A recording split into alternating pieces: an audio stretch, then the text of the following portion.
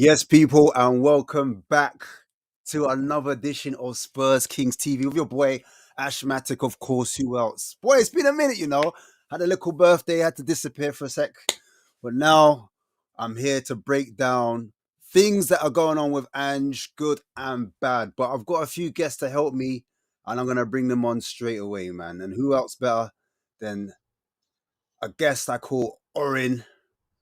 Orin, how are you doing? I'm Long good. I'm time no good. Oh, see. can you see me? Can you hear me? Yeah, I Hang on. can hear and see you, man. Yeah, you Oh, can hear that's you. okay. Just Yeah, couldn't you're see me. good, man. You're good. That's all right.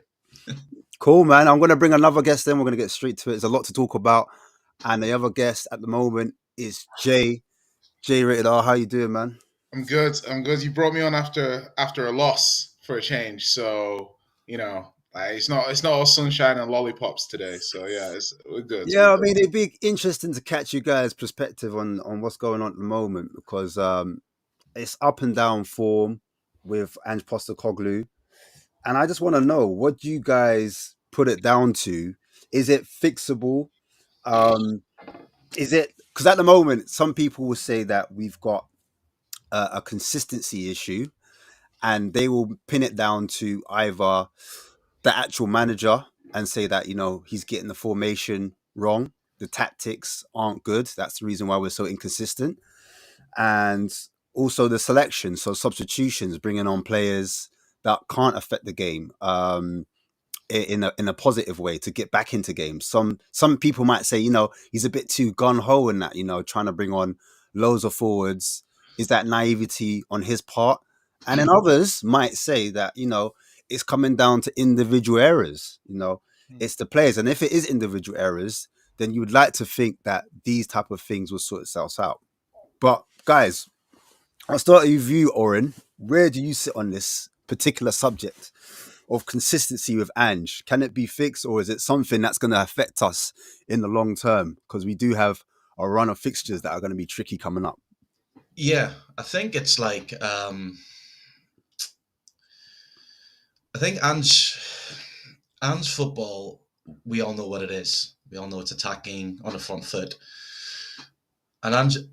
I always feel like there's only so much a manager can do, and it's up to the players to then once they cross that line to make decisions that will benefit the team on the pitch. Angie can't be next to them. You can't be like right next to them or anything like that. So I think when it comes to it's when those games have been lost. It's always before the international breaks. I think that's five now that Spurs have lost before an international break, and it's kind of like, okay, what's going on with the players? And the games that Spurs have lost against Ipswich, as a Spurs fan, I've always said this that I expect Spurs to beat teams like Ipswich, of course. But as a football fan, I said to myself, first 5 minutes of what Spurs do will dictate that game. And I do think that the inconsistencies this season has been more to do with the inconsistency of the players, of certain players, than it Cool. is Angie. You're players. You're on the players' side. All right, cool. We're gonna get back to you. Yeah, yeah. We're gonna get back to you. So just quickly, Jay, where are you on this side? Are you players or are you manager? What is it? I'm pretty solidly players at the moment. I feel like there's the resilience level in the players is really poor. It's like when I look at the players and what they do, it's so I to an extent it's the manager too because I blame the Whoa, manager. whoa, whoa. Stop right there. Stop right there. Stop right Oh, there. Wait. Hold on, oh, hold on, hold on. Wait. no, no, no, I want to know percentage wise. okay, percentage. I Okay, want to give me a percentage. percentage for player versus manager. Okay, I'm going 60, yeah. 80% players, 80% players. 20% manager. Oh, okay. And the main, maybe 75-25. The main reason is because Okay. the manager looked at these players going into the season and trusted them.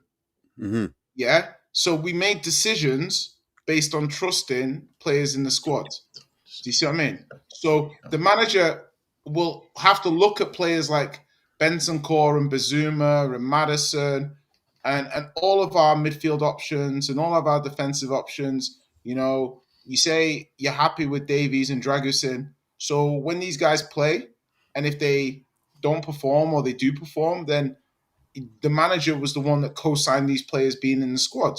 When we got the bid from Richie, we didn't throw the guy out the squad. There's a lot of other teams in the Premier League that would have thrown him out the squad.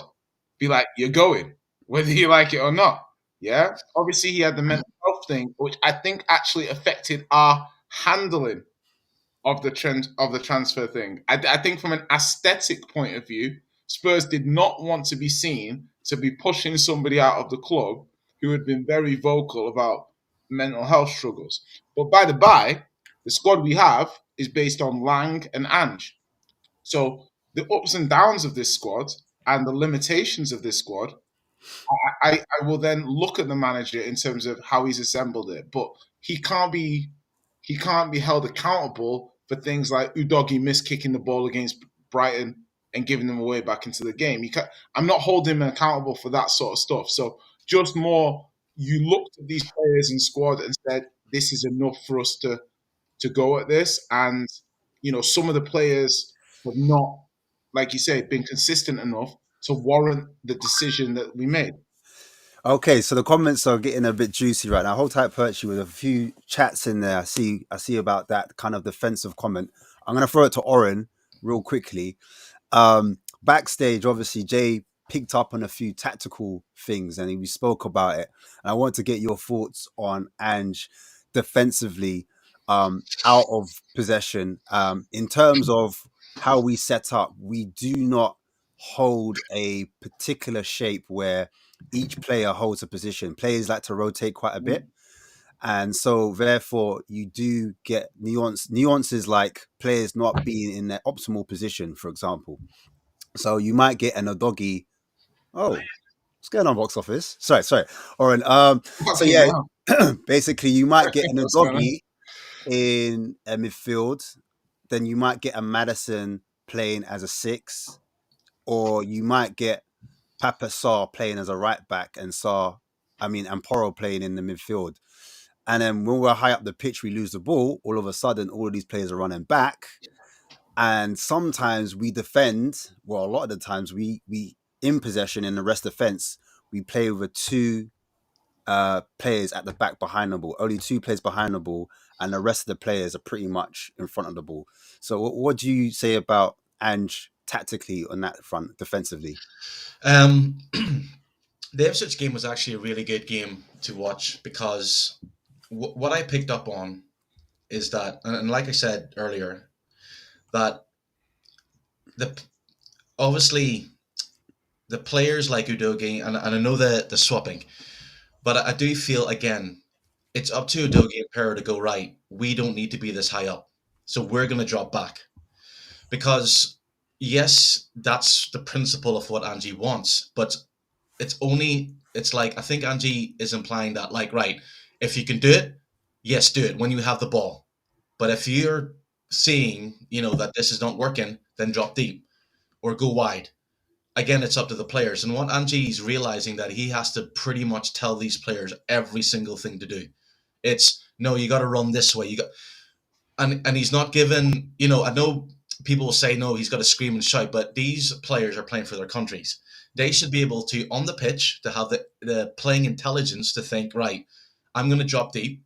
And I noticed against Ipswich, Udogie sprinted up.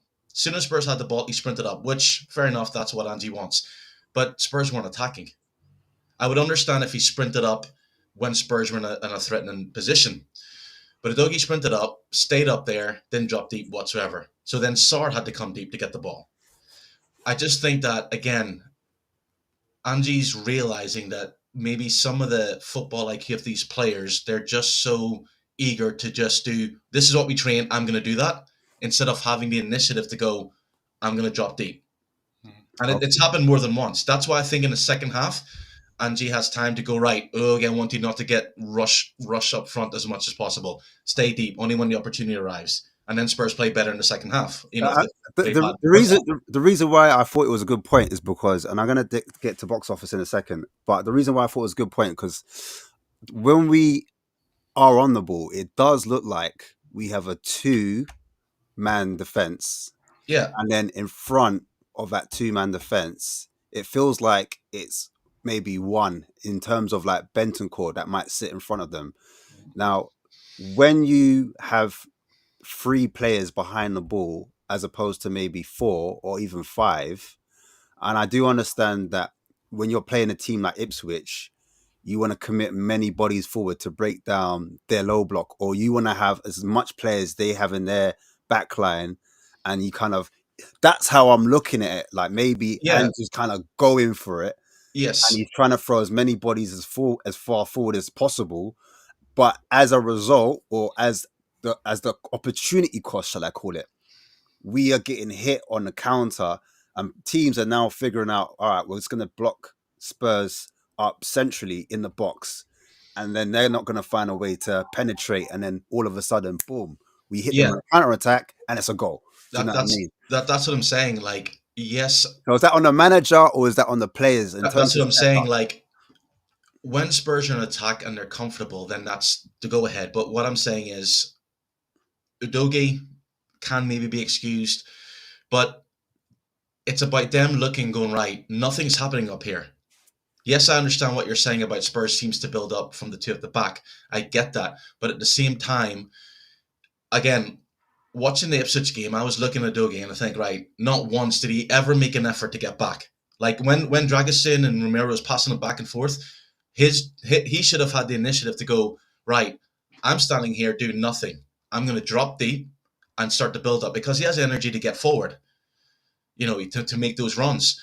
And I think that that's the case. It's the case of, like, I just think that Udogie and Pero should have the initiative as footballers to go, right, there's no need for us to be up here. I can see my 2 teammates, Romero and Dragusin, are stuck for options. We're going to drop deep, which would mean that Sarr can stay in the middle, Kulusevski can stay in the middle, Bentancur can maybe push up a little bit more, which will create that, space. And then once Spurs are in a promising position, we'll get forward. We'll have that, that's the kind of way I look at it. So personally, for me, watching the Ipswich game, I saw that it was a lot like, Pierre Højbjerg used to do the same thing. He was like a robot. You tell him to run, and he'll just run in one direction. You have to give him instructions constantly from the changes game, and I think that's what I certainly saw from Udogie, and to a certain extent Sparrow. I don't think I would understand if Spurs were chasing the game. Yes, then he'll have bodies up, but I don't think Ange is implying that. He's saying when Spurs are in a promised position, get forward, create that overlap. But if you see your teammates struggling at the back, drop back, help them out. all right, It's a team cool. game. Yeah. I get it. It's down Yeah. to lapses of and lack of intelligence from the players Yeah. that are in the fullback positions, is what you're basically saying. Yeah. I'm going to bring it into Mr. Box Office TV. How are you doing, Alex, by the way? Are you good? Yeah, I was on the beach, bruv. Still on the beach. Getting the sun out of your hair. I can see. Yeah, bruv, man. Just be on the beach. I'm a still good trying to time, figure out why Deji's not here, yeah? Because I think he needs his time to shine as well, by the way. Because I remember that video he said, that video last year, bruv, Ashmatic, yeah, when we were with Terence, yeah? And we were telling him about, we need to, don't get too excited, Deji, don't get too excited, yeah? And he was telling us, we're deluded. He was telling me I was deluded, did a video on me, yeah? Look who's justified right now in the main event, yeah? Look who's justified right now. You know what I mean? That's all I need to say. I'm starting to hear the excuses already. I'm starting to hear the excuses already about Ipswich. I'm starting to hear it. I'm starting to hear it about this manager. Well, he's a manager, not a coach, because his coach he don't coach. He don't coach. Unlike Eddie Howe does, and what is it? The Aston Villa manager. I've been hearing it. I'm hearing all the excuses. I'm hearing all the excuses for these players. That I was told that Doji was the best left back in the Premier League last year. I was told. Puro, yeah. What about Van der Ven? You know what I mean? Romero. Yeah, our midfield's midfield's really good. Our strike force is really good as well. I'm hearing all the excuses. All the excuses. Oh, yeah, Jay's he even forgot he's out on mute as well. I forgot that. Anyway, moving on. But the point is, you know what I mean? I'm hearing it.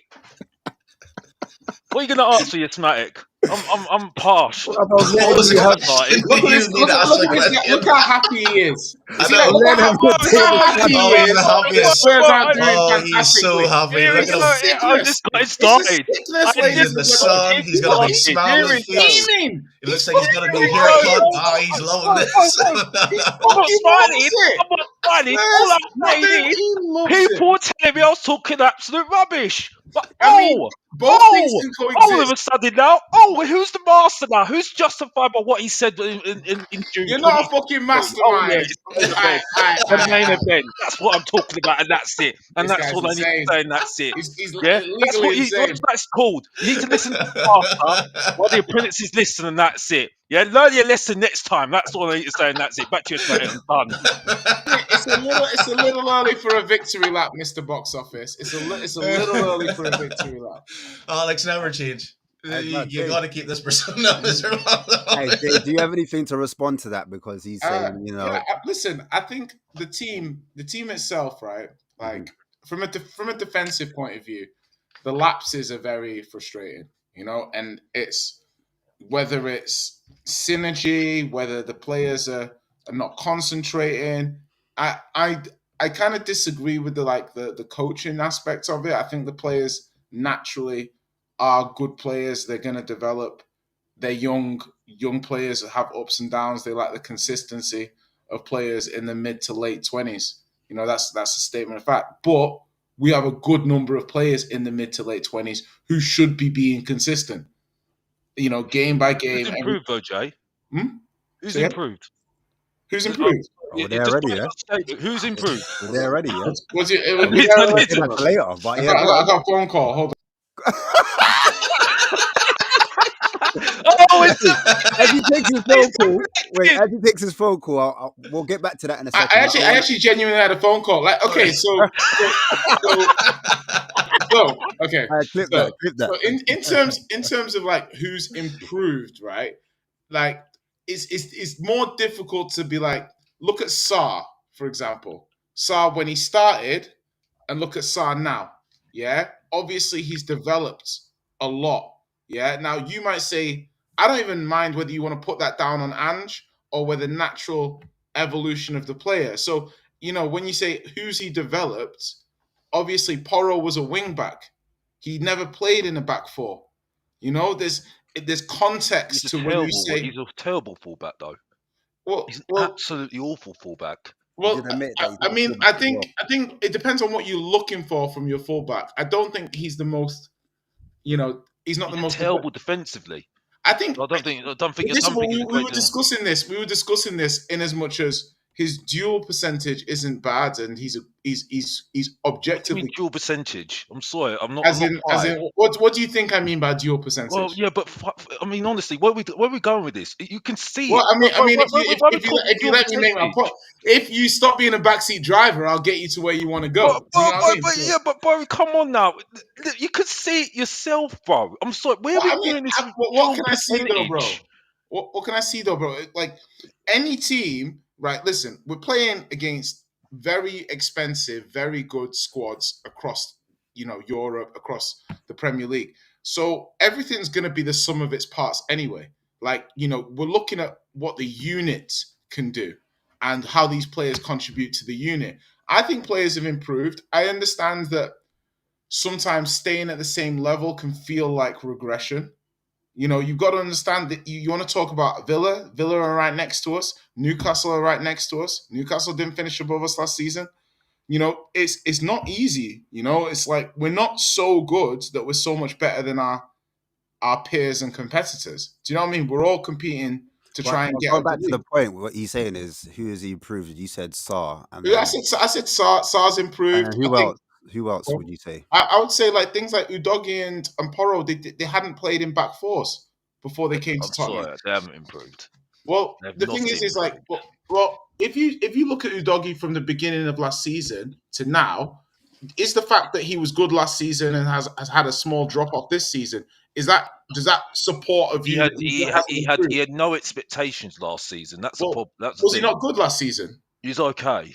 Right, so the thing is that like his performance last season, who says it's down to his natural ability or who says it's down to Ange's coaching? It's Down to his difficult natural to. ability, because that's what he was down to his natural ability. That's it. Okay. Because you can see that, you can see the build in him. Yeah. That's it. But other than that, he hasn't improved. Yeah. So what about Kulusevski? Kulusevski, I beg to differ on that one. I think he's on good Okay. form. But Good form. if you're not even going to Good give me the form. low hanging fruit, then Good what are we doing form. here? Good You're form. you're not even giving me the non debatable ones. Like Yeah, but bro, I'm sorry. This is where we go wrong. This is where we go wrong. you Right? asked me who's I got improved. yeah. Well, as far as I'm concerned, right, Kulusevski's on good form. Okay. Yeah, I'm not determining. He's got to do it the whole season, and Right. maybe next as well, because we all know what Kulusevski's like. He had a good 6 months, which is a Okay. good 5 minutes.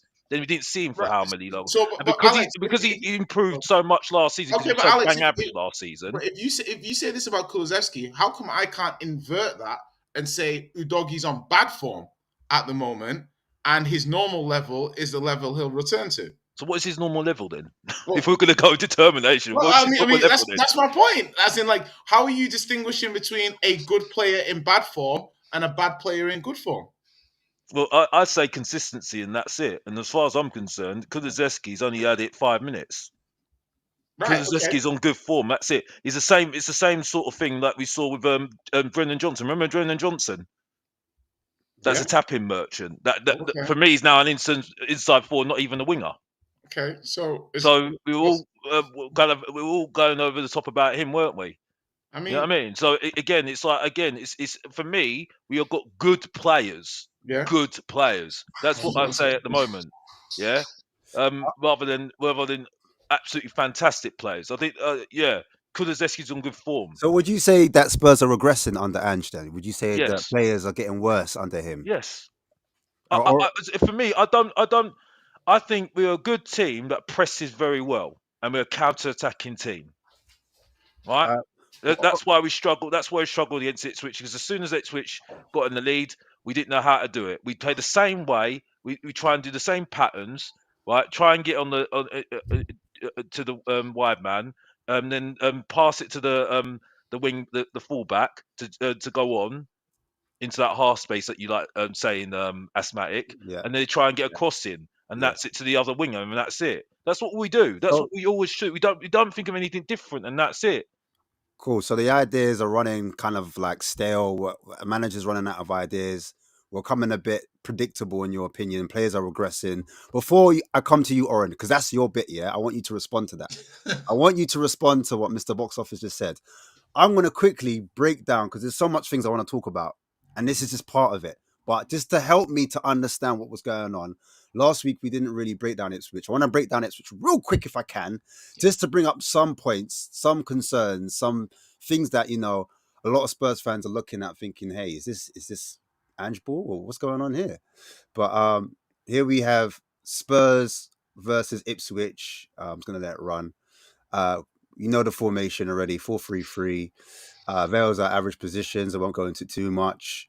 When you go into the passing maps, I won't go into that too much either, because the game was a game. So these are some of the stats, and the stats actually favoured them in some points. Like they've had a better. I know people don't like the XG, but they had a bit more XG than us. Better XG meaning that they were looking more of a threat. We did have more shots at their goal, but yeah, shots on target, not quite the same. But here I want to circle some of these bits where, if I could bring it back a little bit, let me bring it back a little bit. So this bit here, if I get into this, I've circled this bit because this is where Ipswich really pressed Spurs. They really said, okay, Spurs are trying to get at us. What we're going to do is we're going to press them. And they ended up winning the ball in that section. As soon as they win the ball, they're saying, can we make a run? Can we counterattack? So what is Spurs' next reaction? Spurs' next reaction is, once we lose the ball, we want to win the ball back as quickly as possible. We want to try and do a counter press. So that's, for me, a part of Ange's coaching, what he tries to install to the team. As soon as you lose the ball, we try to win that ball high up. But instead, what happens is, and I've squared this area off, you're seeing 1, 2, 3, 4, 5 players, Spurs players in this particular area. And as a result of this area, because we've committed so many bodies forwards, they're able to play out of that press, that counter press, and they play it into one of their midfielders. They literally just switch the play, and that's how they beat that counter press. However, we're trying to press again. We're trying to swarm. Quite a few players out of position. So now all of our players are running back. That ball goes over the top. So as the ball goes over the top, Dragusin, playing as the LCB, the left sided centre back, he's pulled wide into almost like a left back position. The ball goes over the top to him. What can he do? Can he header it out? Can he header it out in this particular instance? Would Van der Ven deal with this a bit better? He kind of miscontrols it. As he miscontrols it, you're seeing one of their players, they hassle him. They know he's not too, the most sexiest player on the ball. So they put extra pressure on him. As a result, a mistake happens off the back of that. Two of the players get up. They find the ball into the box. From that ball into the box, comes over, and then obviously there's a save at the end of it by Vicario. Ipswich hits the crossbar off the back of the corner. This is the next scene where Son's got the ball. He makes that run. The doggy makes the little switch over, does a little overlapping run. When he makes that overlapping run, next thing that happens, he cuts it back into Son from the doggy. And as he does that, basically the cross goes into Brennan Johnson. The ball into Brennan Johnson, just gets the toe onto it, puts a little bit too much on it, in my opinion, and then it goes off for a goal kick. So that was a chance for Spurs. Here's Son weaving in, weaving out, gets in between the lines. This is what you want to see. Son looking real dangerous, gets his shot off in between about 4 or 5 bodies. Ipswich here pressing Vicario. Vicario dwindles on the possession. 3 of their players press our centre backs, goes into Kulu. They make a mistake. They make the mistake. We pounce on it. Ipswich gets the ball, and then unfortunately for Spurs, we just about managed to get away from that particular incident there. But this was the story of the game that went on and on. Ball into Solanke from Romero. So Romero playing a little bit deeper. He plays the ball in between the lines into Solanke. Solanke gets the ball, controls it on his chest, gets the volley off. He lays it off and gets his shot right there. Does well to fashion a chance off by himself. And then they end up saving it. Brighton go 1-0 up here. So here in this section, you're seeing that Spurs look lackadaisical in their press. Not too many players really trying to put their foot in, being aggressive. Spurs lacking physicality, in my opinion, in this particular area. This is where Ipswich get the ball. It goes out wide. And as it goes wide, because I've mentioned Vicario already, Vicario playing as a fullback at times, actually coming across, trying to deal with the problem. You're seeing Sarr also and the doggy fill into that central position. As it comes out wide, you can see Ipswich's players that are out wide there. No one's putting actual pressure on their players. So it's really easy for them to get their head up, to take time. So I've mentioned Dragusin there. Dragusin circled in that white bit. He's out of position there. He's a bit too wide out. We've got 3 players in the central position. The 2 I've circled in the red are your doggy and Sarr. So they're basically covering where Dragusin should be. Now, if you can see the other 3 players at Ipswich in the pink, no pressure whatsoever. No pressure on them. The ball comes up to one of their wingers. He gets time to get his head up and then whip a cross in. So you can see there, he gets his head up, whips that cross in. And then for me, you've got Johnson and you've got Porro basically just standing off their marker. The Ipswich, I forget his name, Mordrickson. I can't remember. Mordison, I can't remember his name. He basically pops a bicycle kick. So a header from the lap, first of all, flicks it on, and then he pops that bicycle kick when Johnson should be making a challenge, making himself known, and even Porro should be putting pressure, and it's in the back of the net. So it's a bit of daisical defending, and they go up 1-0. All of a sudden, Spurs are trying to get back into the game. We're trying to score. All of a sudden, they've committed some bodies forward, trying to press their back line. What happens is we end up winning the ball. Kulusevski on the ball. Son's on the run. Can he pick Son out? You get Son in that position. Son goes wide, but they do good defending, and it ends up as a goal kick. Again, Spurs trying to get that ball again, trying to press here. Spurs press for the second goal of Mart. Son trying to press. Solanke. Solanke's trying to run after the ball. Ball goes out here. It breaks down We do good pressing. Son wins the ball. He finds Son in that pocket in the area. Can Son pick out two of the players on the back post? Unfortunately, Son doesn't pick out those players, and as a result of that, they hit a counter attack, which we weren't able to win back. Again, I'm saying Bentancur, can he win that ball back? He actually does try to foul Omari Hutchison, but he doesn't really get to bring him down. He wants to win that yellow card. Doesn't happen. Hutchison does well to hold on to the ball, gets into midfield, gets his head up, goes down the sides where Porro and Johnson again and Romero, all culprits for not defending down that line. He gets his head up in that area. He's able to whip that cross across the box. Dragusin doesn't deal with it, and it deflects off him, and it ends up in the back of the net. It's 2-0. And by then, Spurs are in big trouble. 2-0. Normally it's one goal. St. Johnson, heavy touch, in my opinion. It was a heavy touch, if I can bring it back a little bit. So I've circled him there because he's in a great position. He's in between both of the centre-backs. I don't know if you guys can see that. It's in between both of the centre-backs. A quality ball by Bentancur. If he has a better touch in that particular area, I think he's through on goal and he can score. But unfortunately, his touch is a bit heavy. As his touch is heavy, he's having to make himself up. He's trying to keep possession. Could he pass it to Sarr? Could he pass it? No, he recycles possession. It goes back out wide. And then Son shoots. The keeper makes a good save. It goes out for a corner. After that corner, we throw a cross into the box. And lucky for us, Bentancur. Sorry, it was Solanke. Solanke gets that ball. Unfortunately, he's done for a handball. And the goal doesn't stand in that position. Actually, this is a different point. This is a bit where I thought we could have got a penalty, but VAR ruled it out. Sarr comes off. He's injured. No problem. Who do we bring on? We bring on Werner. So at that point, I personally thought Werner, for me, didn't do too much wrong. However, I thought that Maddison might have been a better choice. We could discuss this afterwards, but he brings on Werner, and Werner, in my opinion, was taking on his fullback, was going on the outside, and that's what you want your fullback to do. However, there is a few things I'm going to mention in a bit about Werner, which he doesn't do too well. Firing across the box, Johnson doesn't anticipate it, and he misses the flight of the ball, goes off. Here's another section, a corner, across the ball, Bentancur gets on the end of it, he headers it, it goes in the back of net, we end up back in the game 2-1.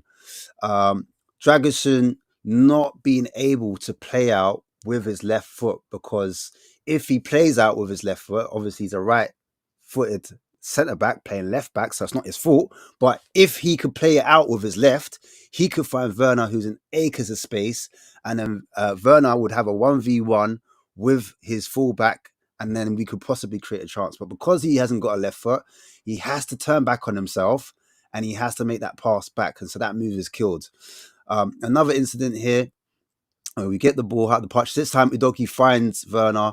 I'm saying, Werner, can you find the ball a little bit earlier? He decides to check inside. I would have liked him to actually go down the line even further and just go on the outside like he normally does. But he decides to check in. And now you can see all of these players from Ipswich, they're able to get back on side. And now we had a 4 versus 2. And now they're back with 5 or 6 players there. And it's a 5 versus 4 situation there. Anyway, he slows it down. He finds Son in that position. Son gets the ball, gives it back to Werner. And for me, this is when you want Werner, you want a bit of quality in this particular area. And Werner leans back. You can see how he's leant back, and it goes over. It goes over, and that chance goes begging in that particular instance. Here we are on the ball again, finding the ball. And this is the bit when Solanke gets the ball, and I want Solanke to take it a little bit earlier to show a bit more composure. He's got the whole game, the goal to aim at, and he kind of fluffs his lines as well by overthinking it. I think he wants to look up to see someone else joining him, and there's no one else to join him, and so he has to take it on. And yeah, that's basically essentially what happened in that game, where it kind of went wrong. Do you know what I mean? In my opinion, but.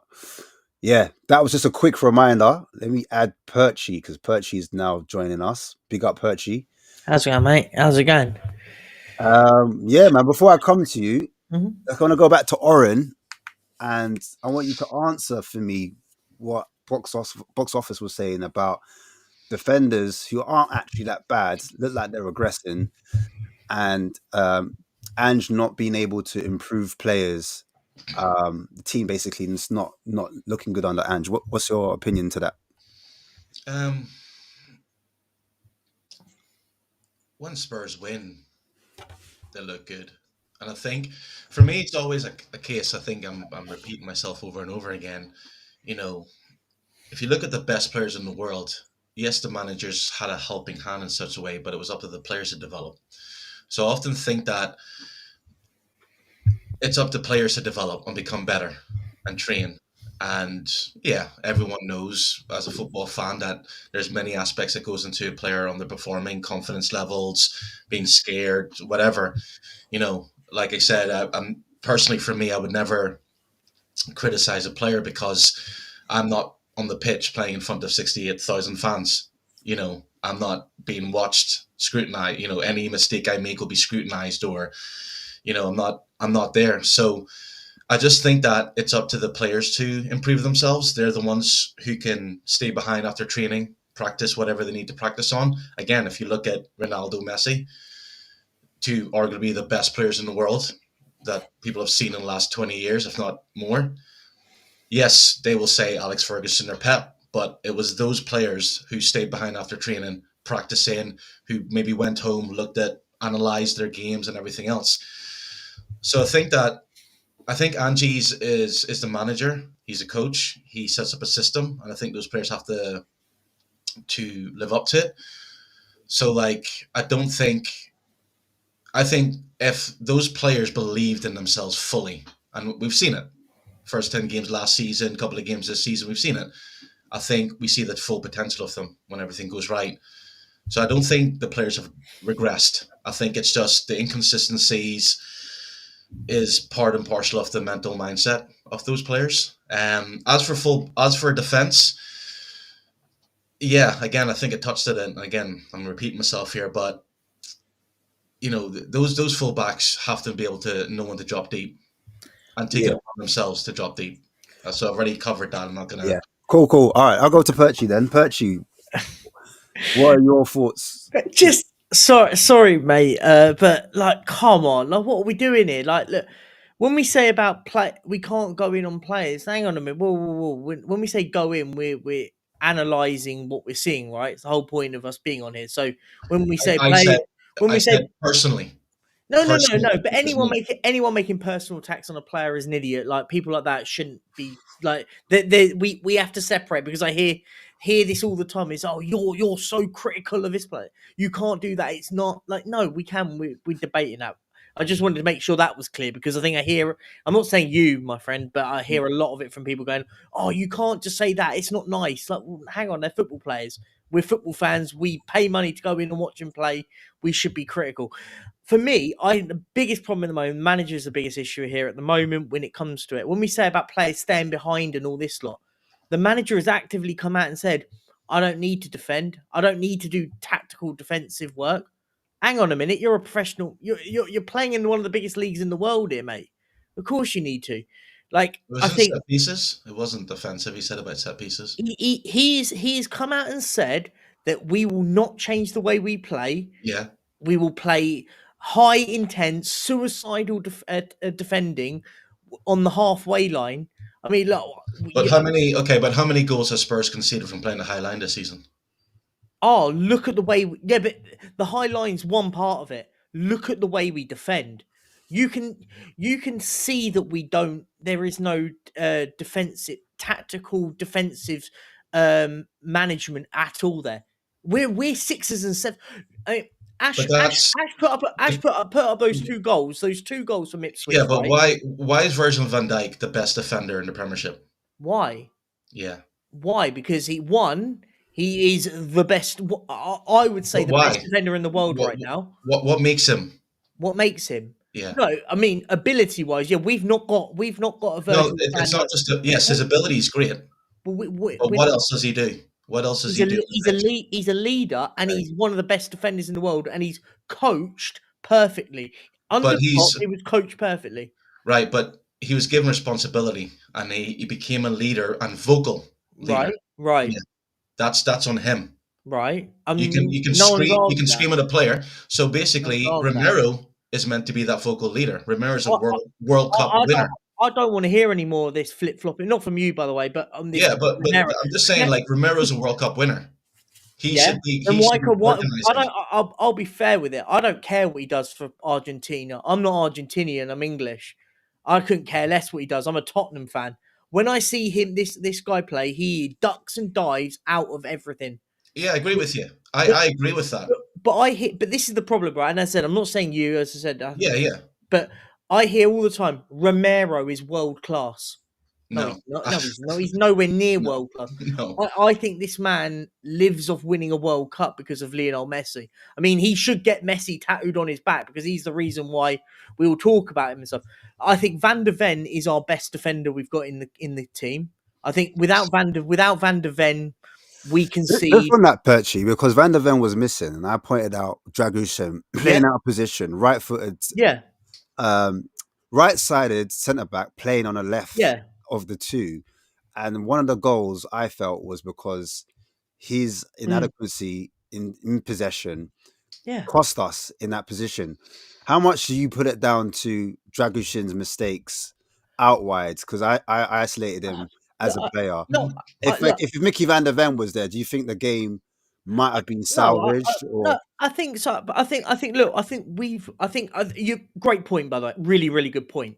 I think Van der Ven saves us from getting humiliated half the time. Genuinely think that. I think without Van der Ven, we get humbled by a lot of teams. But it's a good point. I think Dragushin gets a lot of stick. He's now becomes the new scapegoat at the club at the moment. Dragushin's awful. He comes and plays 2 games, then doesn't play for 3 months. Like he has no.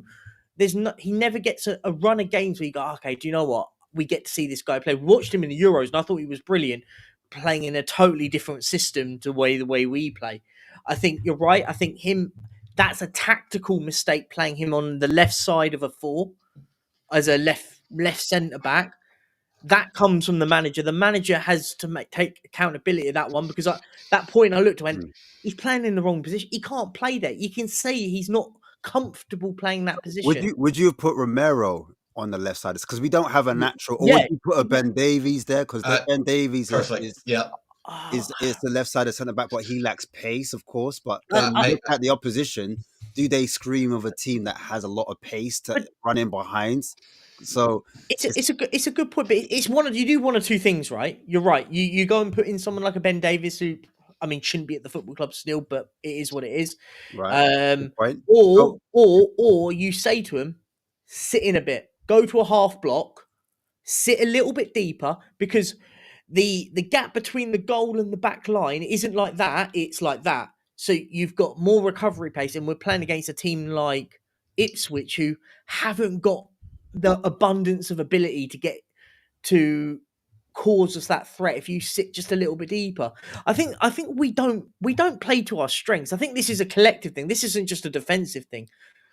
Where's our best performance has been this season? You'd say Aston Villa, Man City recently.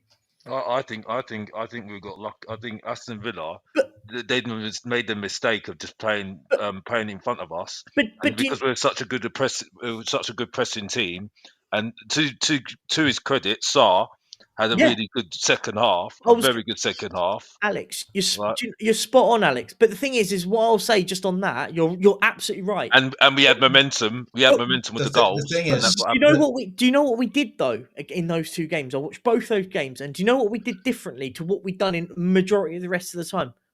We hit them on the break. We caused Man City problems on the counter. That's the point. I thought Timo was actually had a good game against Man City. I thought, and I can't believe I've said it, but you know what I mean? Like we look dangerous on the transition. And to Alex's point, Pap Sarr was brilliant in those games. I don't know what he does, but when you play him in that level of transition, where he picks up the ball from deep, can transition on the ball and break and hit us on the counter, we look actually very good. When we play Ange ball, because I don't know what that is, but I hear it all the time, we look I think we don't play great football. Oren, go on, Oren, go on. Yeah, sorry. Great points about Sarr, and this was something I was going to mention.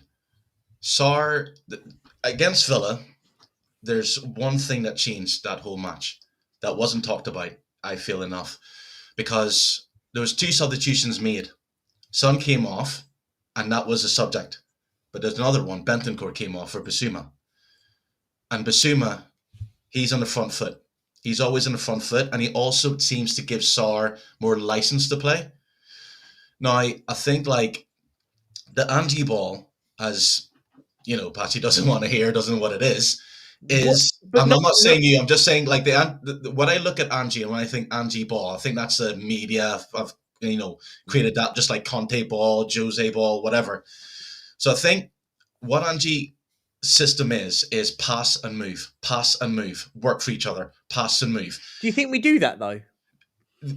I think in certain games, yes, we've seen it against Man City. Let's look at the first goal from Man City. It was pass out the back. Before Brendan Johnson even got that ball, Kulusevski was on his way past him.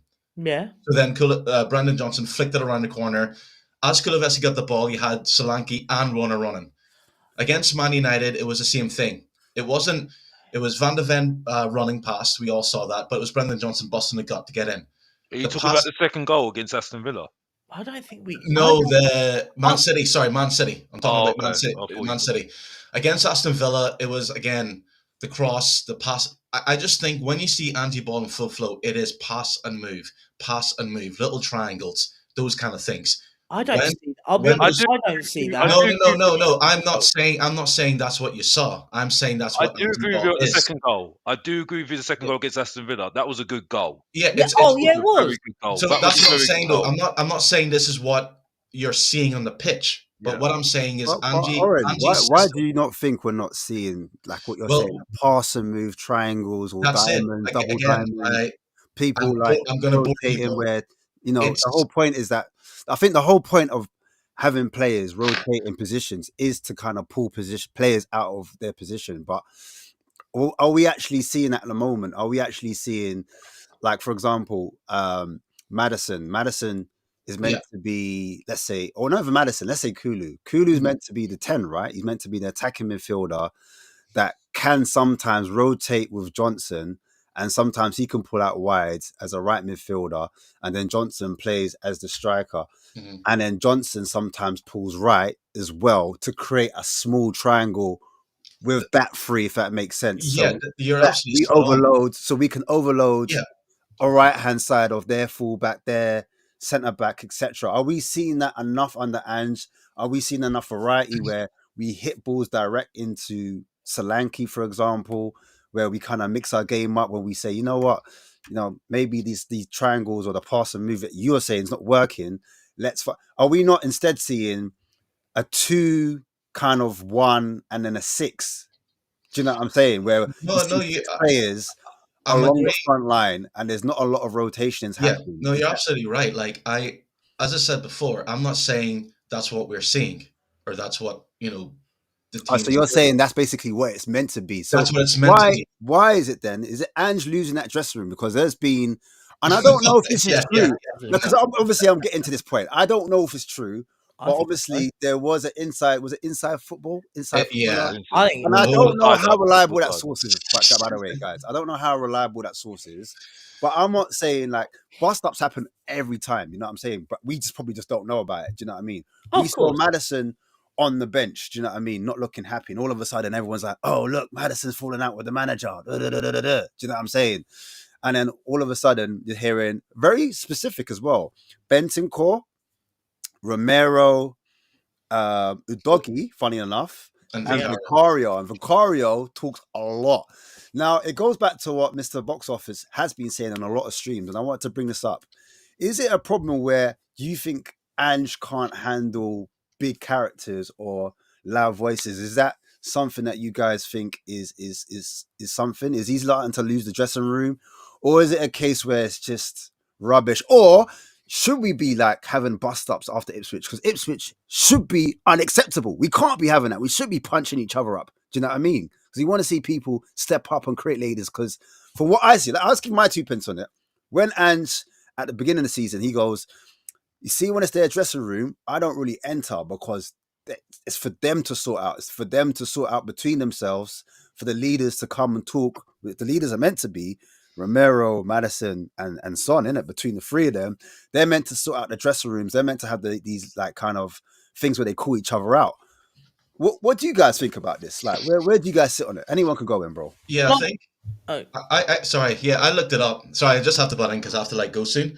I looked it up, and it's just it's always sources. There's no leads to this or anything like that. So I think it's just fake news, just news to condemn or. I mean, when we say fake news, there's all I live and die. I live and die on the premise of there's no smoke without fire.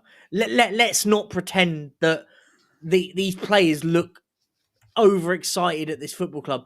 Vicario looks like he hates playing the way we play, and I don't blame him because he can't catch a cold sometimes.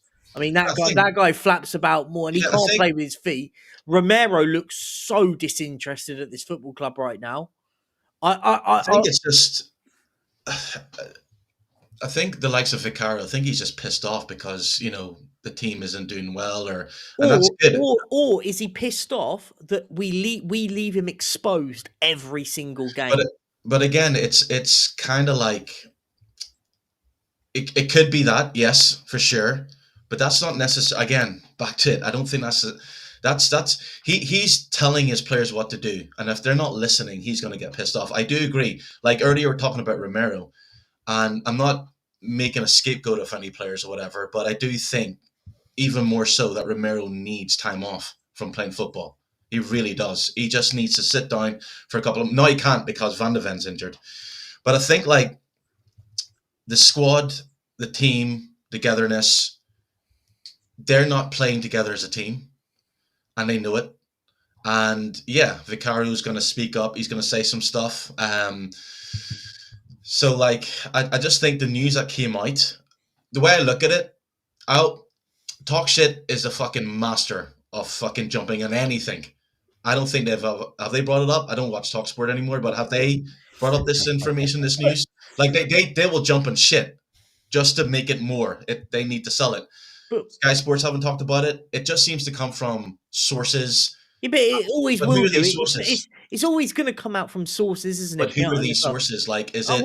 I mean, is it a friend? Is it a friend of a player? Or? It could be anyone, right? It could be the kit man for all we know. Do you know what I mean? It could be anyone. I'm not saying. Look, I'm not suggesting that these sources that we're talking about. I don't take much credence into much of it, but I don't sit there and pretend like it's fake. Things like that don't happen. If for example, like it only comes out when we're not doing very well. It's a bit ironic, isn't it? Of course, Saint's not going to be happy. You're not going to be sitting there happy. Like, do you know what I mean? I think, look, let's be fair with it. Are those players mentioned playing in what I would suggest their best positions? I'm not talking about positioning on the pitch, how they play. I don't think we benefit any of those players that were mentioned on that list. But it's not like you're asking Romero to be a central midfielder. He's meant to be. Romero wants to be every player on the pitch. This guy has as little. What's the right word for this? He will. Discipline. Discipline's a great word. Thank you. He has zero discipline when we watch him play. You watch him just marauding out of his back line. This is meant to be the leader of the back four, right? Let's just say he's the one that meant to be as you mentioned earlier, it's a good point, Virgil van Dijk. I mean, I can't believe I'm putting two and two in the same conversation because they're light years apart. But my point is you watch him, and you'll just see him go in and try and clatter someone. Hang on a minute, what are you leaving a massive hole in our back line, mate? Can I speak on this one? Sorry, anyone can join in afterwards. I always thought that when Spurs are playing and they're trying to defend, one of the defenders is like proactive. So when I look at Romero in terms of profile, he's not a defender that likes to sit off. He likes to go looking for the trouble, if that makes sense. He's a person that wants to be proactive in his defending, whereas other players. But that's not proactive defending, is it though? I know what you're saying, but that's not proactive defending. Well, this season, I think like he's been less aggressive, in my opinion. I think he's been a bit nonchalant. I think sometimes I feel like he's gone missing in games in terms of defending anyway. And Mickey van der Ven, he's the one that's more of the sweeper. So he sits back, and it shows on the maps as well. When you look at the average positions, you'll see that Mickey van der Ven, he's the one that's furthest back. The line isn't as high, in my opinion. Of course, he's the one that will do the Can covering. I just interject? Can I just interject? By the way, Yeah, Orion, I agreed with you about the players not getting on with each other. I'll give you that one. Don't get used to it though. Big up to you. By the way, we're talking about our best defender. I was told Van der Ven. Yeah.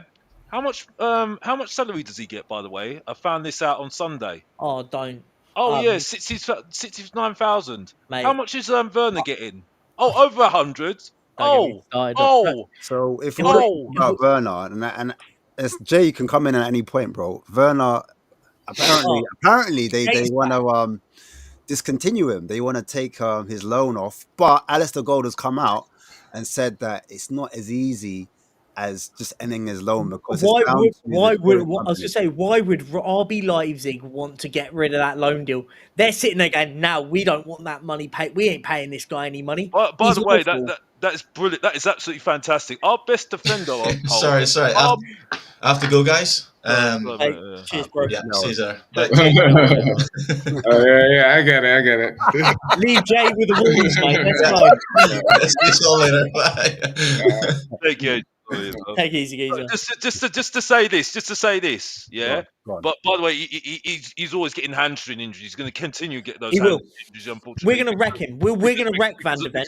He keeps on doing that. Go on. But the point I'm making is, I'll let Jay have his time to shine. You know what I mean? Big up Perchy, by the way, every single time. But the point is, is that I'm just fascinated by the fact that this guy is on lower wages than Timo Werner, right? And that's going to be a problem. That's going to be a problem if we don't do well next season, because he's going to sit there and think, why has this guy got bigger wages and I'm the most important player? I don't think he'll be here next season, if I'm being totally honest. But that's the point. Werner won't. Werner. As soon as I found that out on Sunday, I was like, be here, boy. But like I was saying, Jay, I'll bring you in. I don't particularly think, looking at, we're talking about a lot of things. We're talking about the defensive setup. Romero, sometimes he's a bit proactive. I said he's proactive in his defending. I said Van der Ven is the one that kind of sweeps up. In that Ipswich game in particular, Dragushin was in his position. And Dragushin, for me, as a right-sided centre-back, he was playing out of possession. And my argument was, is that really Ange's fault for playing Dragushin at left-sided centre-back? Is he at fault? Is the club at fault for not replacing, I'd say, Ben Davies, or improving on Ben Davies, because we haven't really got a left-sided centre-back? If Mickey van der Ven gets injured, and we know how his hamstrings start to go, like we saw it last season, why didn't we recruit heavily on that left-back to left-sided centre-back? Because the doggy as well, he's been in and out of the team as well, and that's caused us inconsistencies in the team as well. So I just want to get your view on it, and then also Werner as well. We spoke a little bit about about the wages, etc. So on the centre back thing, I guess my point is, you take the options that you've taken. So you choose to get Dragusin, and you think Davies is good to go as a backup centre back. And I quite like Davies as a left-sided centre back in our system. I think he's competent, and I think he's played some decent games. And when him and Romero have played together, it's been pretty decent. Now, playing Dragusin as the left centre back has its own issues. We know in terms of his passing range, he's made the same mistake a couple of times, letting the ball run across his body in games and things like that. So, I mean, he's young. Obviously, you look at him and you forget he's only 22, and he's a project player, and he's not playing particularly well in these games. But do you think Paratici recruited right? I mean, I think he's a good player. Okay, but for the system that Ange is playing, was Dragushin the right fit for a high line, someone that's the thing pass between the lines like Romero does, etc.? Well, he's not. Well, for me, I always thought that his limitations are he's not got blistering top line pace, and he's not exceptional on the ball. So if you don't have one of those two things in our system, he's a good box defender, and but we don't really necessarily defend the box. So it's like his attributes, we're not using them the best. But I mean, the thing about the defense is that it's more the mistakes than the actual defending. Do you know what I mean? So it's passive and a little bit ball watchy at times. And the thing with these players is like players like Romero. I do think obviously he's had quite the drop off this season, and he's obviously not playing at the level that I think we know he's capable of playing. That's the problem with a lot of our players. They're just not consistently playing at the top level. The squad assembly is, we look a little weak at the moment. You can make arguments the squad's weaker than last season in certain positions. So I want to bring up quickly because the midfield has been a big talking point of the last few shows, and Maddison obviously has been, I'd say he's been dropped if I'm being totally honest. I'm gonna bring it to box office because I know box office isn't a fan of the midfield. It's not a fan of Kulu either. But who would you say is the best 10 for Spurs at the moment? Who's the best player in that position? Is it Kulusevski and then Maddison? I'll start with box office and I'll go around because I'm obviously sorry, there is a man. midfield issue. Listen, as far as I'm concerned, yeah, Maddison's not playing the number 10. He's playing in all midfield. As far as I'm concerned, what I've said this all the time. I've been consistent. What I said when Maddison's playing deep in midfield, I know he's struggling.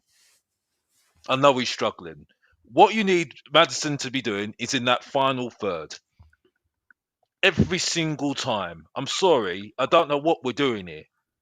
I'm honestly, I don't know what we're doing here. You know what I mean? Yes, he's not been playing well. So would you, to answer your question, would you play against City? Would you play Maddison in the 10 then? Well, at the moment, I think, unfortunately, for me, Kulu's going to get the shirt because he's on form at the moment, right?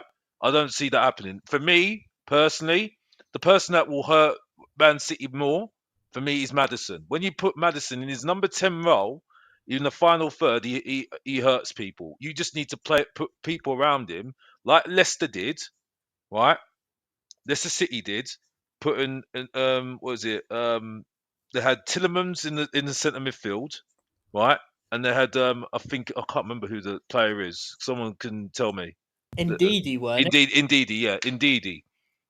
You see what I'm saying? But unfortunately, we haven't got that player, right, to do that work, right?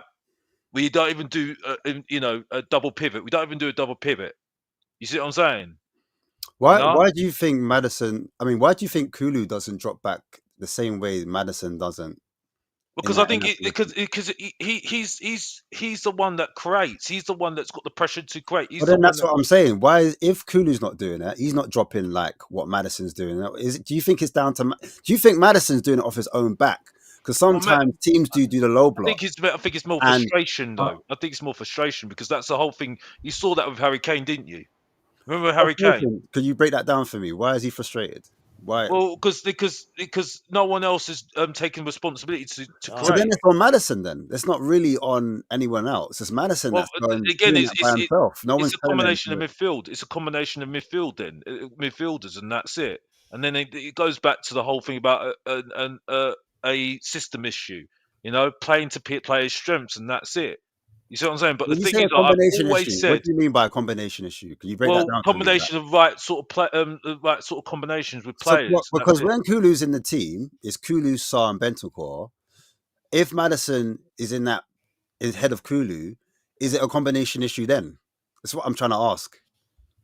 That's a good question. To be honest with you, I think I don't know if Maddison's doing it by himself. I feel like Maddison is dropping into those positions to pick up the ball, like you said, like what Kane's doing. But I don't see Kulu doing that same thing. So I'm not sure if it's down to the manager, the system, or if it's down to Kulu saying, look, I want to be in an advanced role on that right-hand side, playing in between the lines, trying to find my players, trying to break into the box, do what I do. Do you know what I mean? And as a result, you see Kulu having the shirt over Maddison. Do you know what I mean? Also, Kulu has a lot more physicality than Maddison. Now, I'm a Maddison fan. Me personally, I like Maddison, and I agree with you guys. But for the sake of the show, I am throwing a little bit of rebuttal, if that makes sense. Mm. So, No, I like, hear you. I know what hear you're you. doing. Kulu's playing. It- Kulu's playing well. Kulu's playing well. I don't rate him. I'll be I know honest with you you. don't. That's why I'm I throwing it don't out rate him. there. I know you don't. I know You you know don't. what I mean? I need to see a Well, little bit more sample size. that's what I'm saying. You're saying Madison should have the shirt over Yeah, Kulu in that position. but But to be fair to so him, why is that not happening then? because Madison's not playing well at the moment. He's not playing well. But the thing is, though, I think against Ipswich, right? Why are you playing Werner, right? And now people are saying, no, he had a good game, yeah. But yes, you should be having a good game against Ipswich. Let's be honest. If you don't have a good game against Ipswich, a Champions League winner, I was told, yeah, he is a Champions League winner with Chelsea, I'm told. If you're not, I'm very worried. I'm very worried if you're not with doing. Werner. Yeah, you know what I mean? With Werner, yeah. Am I right in saying, did he score in that final? Oh, I don't know, I but feel like Yeah, he scored in that he fight. scored yeah, in that final, didn't he? then if we're going to start talking about Werner, I want to talk about Perisic, a multiple Champions League winner. So let's not go there. I love, Back to the subject. I Back to love the you, subject. Alex. I mean, Back to the subject. Yeah, go on. no. I was gonna say I want to just pivot to the because obviously SARS come in, and we're talking about double pivots, and we're talking about protection of the back two. So basically, we should be a 2-2. So you got two centre backs and then two midfielders play in front of them. That's what fans want to see. A bit more protection. I think we should No, play free, but I think we. I agree. The, That's my preference. I would prefer five thing that behind the annoys ball. me, the But thing that annoys me, right, about the whole Madison situation, go on. right? Yeah, go When on. Werner wasn't playing well, we didn't drop him, right? We didn't drop him because we couldn't drop him, right? First time we dropped him for Mikey Moore, which is our fault, by the way, because we didn't have anybody else to put in front of him, right? And we put him in that position, like I said before at the beginning, saying we go squad, we have to put him in the squad. Well, okay, you got to put him in the squad then because you don't want to block the pathway to Mikey Moore, right? We only play him for one or two games, then he's out the team. Werner's back in the team, yeah. Madison, he's bombed out the team. Don't give him a chance. You see what I'm saying? Romero, I'm told, is having a bad, very bad season right now. Yeah, right. Mhm. But when I say, okay, drop him for Davis. No, we can't drop him for Davis. No. Okay, so he's a backup then. He's a backup then. Mm. So Oh, no. what's I the just point? see it. I just seen what you've put up, Ash, as well. What is the I'm point ready. then? I love that. We'll have that talk in You know a what I mean? second. What is the Yeah, point? You know what I mean? You're either using him for either it's a competitive squad or not. I think. You know what I mean? Look, I think. Look, if we sort of just keep it back to sort of the Kulu Madison thing, I think. Look, I think the competition there is. I think Madison's a better football player than Kulizeski. I think Kulizeski this season has improved. Give a man his flowers because I think he has improved. I think the problem is I think Alex hit now on the head earlier where he said the problem is Madison in a sense is doing a very similar thing to what Harry Kane done, where he out of professional pride is trying to dictate the game. The problem is the people behind him aren't doing the jobs that he needs to do, so he ends up he's very much out of position. For me, if I was the manager right now, I would be building my team around James Madison. I'd be saying, look, he's the creator. He has the space in those pockets that can dominate the game. And for me, the problem is we've not necessarily built around Madison. We've not done, and for me, that's where I think if you did it right, Madison would be our best player. Statistically, was one of the best number 10s in the Premier League for the last few years. So even with a relegated Leicester, I mean, he got something on the look, don't quote me on it. Something on the region between 50 and 20 goal contributions last season in a relegated side. Like this is a very very good football player. We should be building. By the way, I will say he hasn't been great though. Like I can't sit there and slate on some players and then give passes. He hasn't been great, but is You him can not? understand why he's angry, though. You can understand why I he's a bit agree. annoyed I mean, because the thing is, though, when Alex, it's I kind of agree. it's double standards, though. The Mm, fact that the fact that certain players are getting away with I being in the agree. team when they're not playing well, and then he's bombed out the team, and he only gets what was it 8 minutes against Mm. Ipswich? 8 minutes against Ipswich. He didn't even come on the pitch the other day. I wasn't Ipswich. We lose. Was it Galatasaray? Did he play? I can't remember if he played or I can't. I I don't was in think the. I I was in think he the did airport. play. I think he played. I was in the airport and I only watched on my phone, so I can't remember. But regardless, Madison getting 8 minutes against Ipswich. What are we doing here? He should have been the first substitution at half time going, do you know what? We're losing the game here. We want you on the pitch. And and this is the sort of conversation about a bust up in the training ground and stuff. For me, the manager that is not bringing on Maddison, for me, is detrimental to the football team.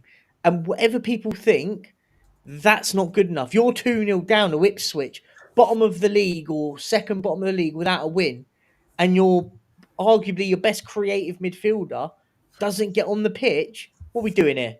I just want to say that I think the reason why Madison's coming back into that position is because the number 6 is not ball progressing. He's not ball progressing. So if the number 6 is not progressing the ball, that's why Madison's coming back in that position in that area. But I want to ask Jay a question. Do you think Spurs need to prioritize a more physical, robust type of 6, meaning a destroyer? Same people saying someone that can break up the play. Are Spurs lacking that physicality at times? Is that what Spurs need to allow Maddison to be high up the pitch? Or is it a technical player that is a ball playing number 6 that can dictate from deep, which will allow Maddison to not drop back and pick up the balls?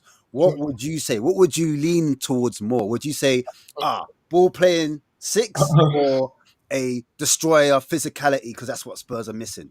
Well, first of all, just on Maddison before I answer that, because obviously, thing with Maddison, and I think Alex actually made a pretty good point for once about at Leicester. They played a pivot of Tielemans and Ndidi, and Maddison kind of played as a floating 10. And with that at Spurs, we don't really play a pivot. Like, we can play a pivot in games, and it can kind of look like it, but you kind of looking as your 6 and then your 2/8 kind of thing, in my interpretation of how we play. So Maddison's got the issue of, like, he has a lot more defensive responsibility in this system when he plays in this. And when we were playing earlier, is that down to the manager, Jay? Is that down to the manager? Yeah, or is that down to why are we giving one of the best creative midfielders defensive responsibility? What are we doing here? Because the manager has a system that he wants to play. And the system for me is not very good. Well, the point is the system was working well when Maddison first came. You know, take the first 10 games out. When has this system worked consistently? It's not. We're not talking specifically about the system not working for Maddison now, or it was working for him then. I don't think it works not just for Maddison. I don't think it works, period. But that's a different conversation. We need to stay on topic because the point I'm talking about is Maddison. So specifically, that's fair. He is capable of having good games for Tottenham in this system. We've all seen them. So it's not a thing that he can't do it. He's not consistently doing it. So if you look at the team around him, how it's set up for him to play, the options, the runners, it's not optimum for him. But sometimes when he's dropping deep and he's roaming about the pitch, he's to me showing in-game intelligence that we've criticized the team for not showing sometimes. You know, he's trying to play in space. He's trying to make things happen. I agree. Højbjerg used to break lines for fun. Yeah, so when Bazuma plays, he doesn't break lines like Højbjerg did.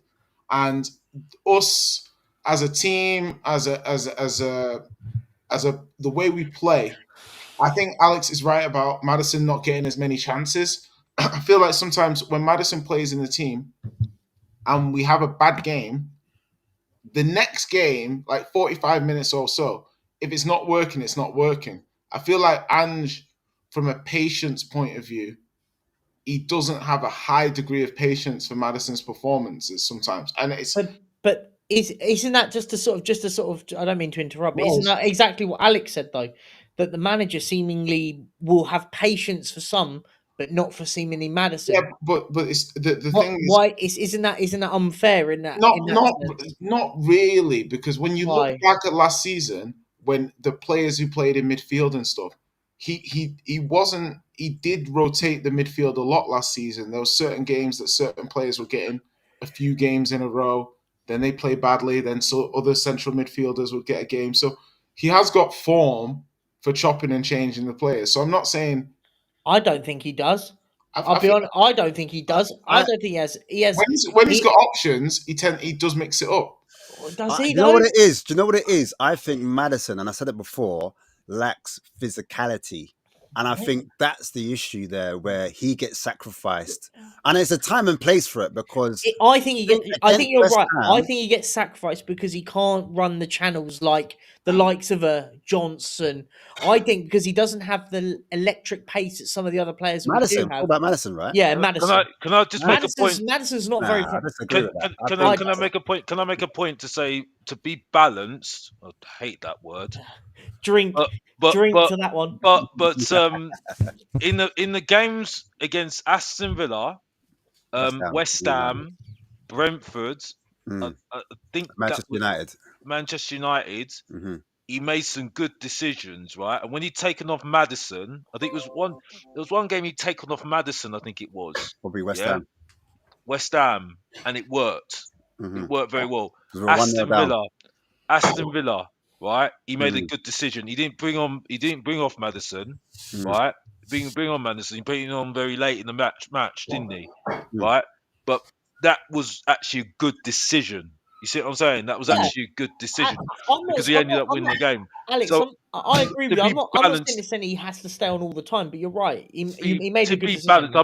I'm not. I hear your points, Deji, Perchy. I do hear your points. Don't call me Dead. Deji's an icon, but you're a legend as well, bro. I'm not that great. And Orion did make some good points as well before he left as well. But the point I'm making is, if I'm really balanced, right, and you know what I feel about this manager, right? He said balanced again. He did make some good decisions. Can I stop you? Can I pause everyone? Yeah. Like, for me personally, I don't know. I thought we sold Højbjerg, an experienced centre midfielder, and I thought the club would replace someone with that amount of experience. Who's better to compete. Someone that's better to compete. You understand? A different profile to what Bissouma and Bentancur are, because they're quite similar in terms of when they get the ball, they're the type of players that want to turn on the ball or they want to dribble on the ball. Do you know what I'm saying? I'd say Bentancur's got maybe a higher ceiling in terms of passing range when he wants to get on the ball. I'm not saying Bissouma hasn't got a long pass on him, but how many times does he attempt that? How many times does he, take less touches on the ball? They're the type of midfielders that they want to take loads of touches on the ball, in my opinion. But I was looking for a different profile now that Højbjerg's gone. And then on top of that, we actually sold Skip. Now, Skip was 25 million. Now, I'm thinking, all right, cool, we've got 25 million. Surely we're going to use that 25 million in that particular area to replace that midfielder. So when we don't get those profiles back in those positions, I'm like, wait a minute, what's going there? We need a different we need to replace Skip and we need to replace Højbjerg, and we need to have two different profiles to come in to challenge those players that we have, because everything's too samey. It's the same with the forward line. Like when you look at the profile of a Werner or a Johnson, very similar. Do you know what I'm saying? Obviously, Odobert was someone a little bit different. He's a bit more the ball's a bit tight to him. Technically, he's more of a dribbler.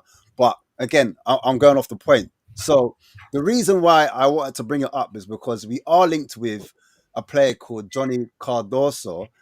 And I don't know if you guys have seen him, but I want to get everyone's thoughts. Jay, I don't know if you're still there, but I'll let Perchy start off, and then if anyone hasn't seen him, then we can.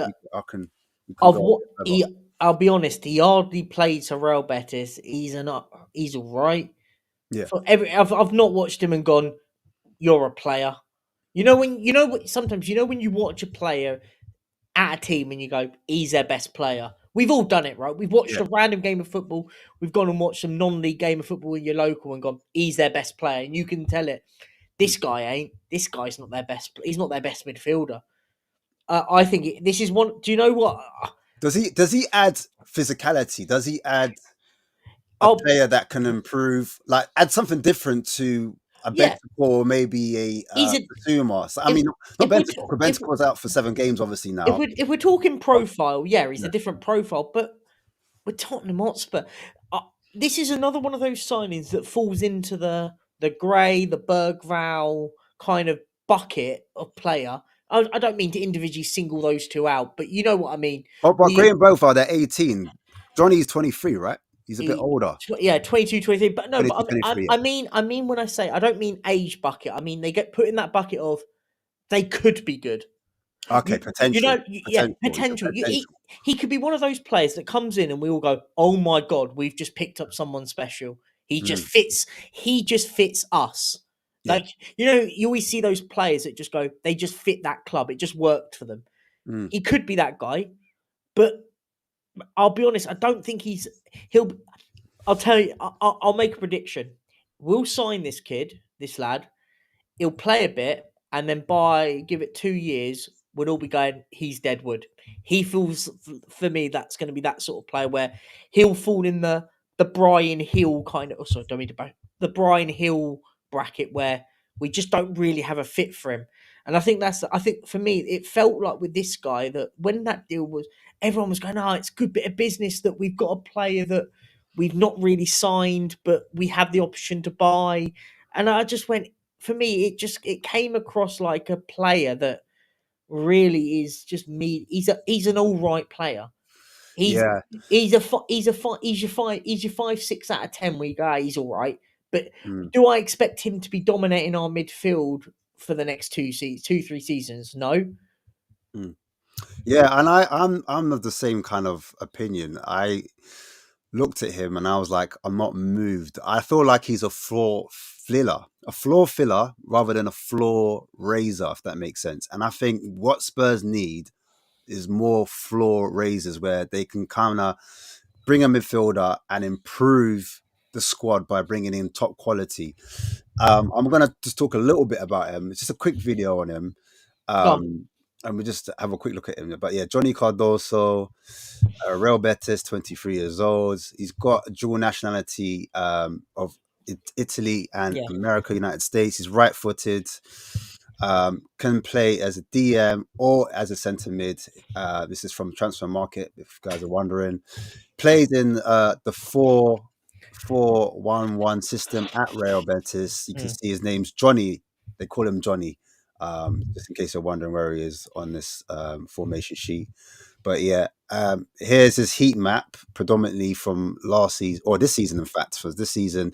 And as Perchie said, he hasn't heavily featured. He's not one of the players that he persistently starts. He's not a player that starts for them all the time. Sometimes he will start, sometimes he go missing. Down to Pellegrini when he plays him. But I think Spurs are looking at him as a potential. Maybe this guy can come good.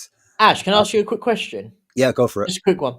Do you think Spurs are going to sign him because it's only because it's an easy deal to get done?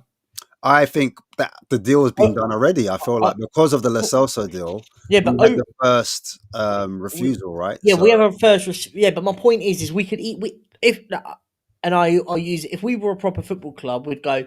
We've now seen enough of this guy. He's not very good. We're gonna go. We're gonna. I'm hoping so. This is what I'm hoping. My hope. But we know how this football club works, and it feels like this guy will walk in the first week of January, and then everyone will be telling me that this is the next best thing in midfield.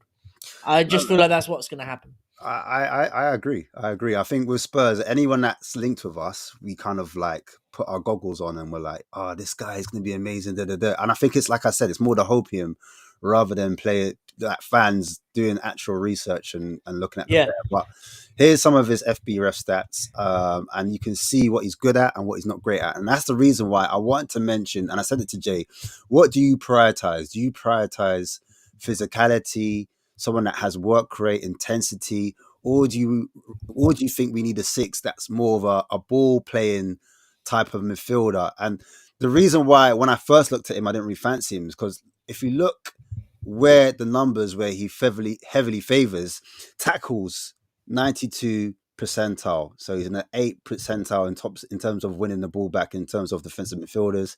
Interceptions 99 percentile, that means 1%. He's in the top 1% in Europe's 5 leagues in intercepting the ball.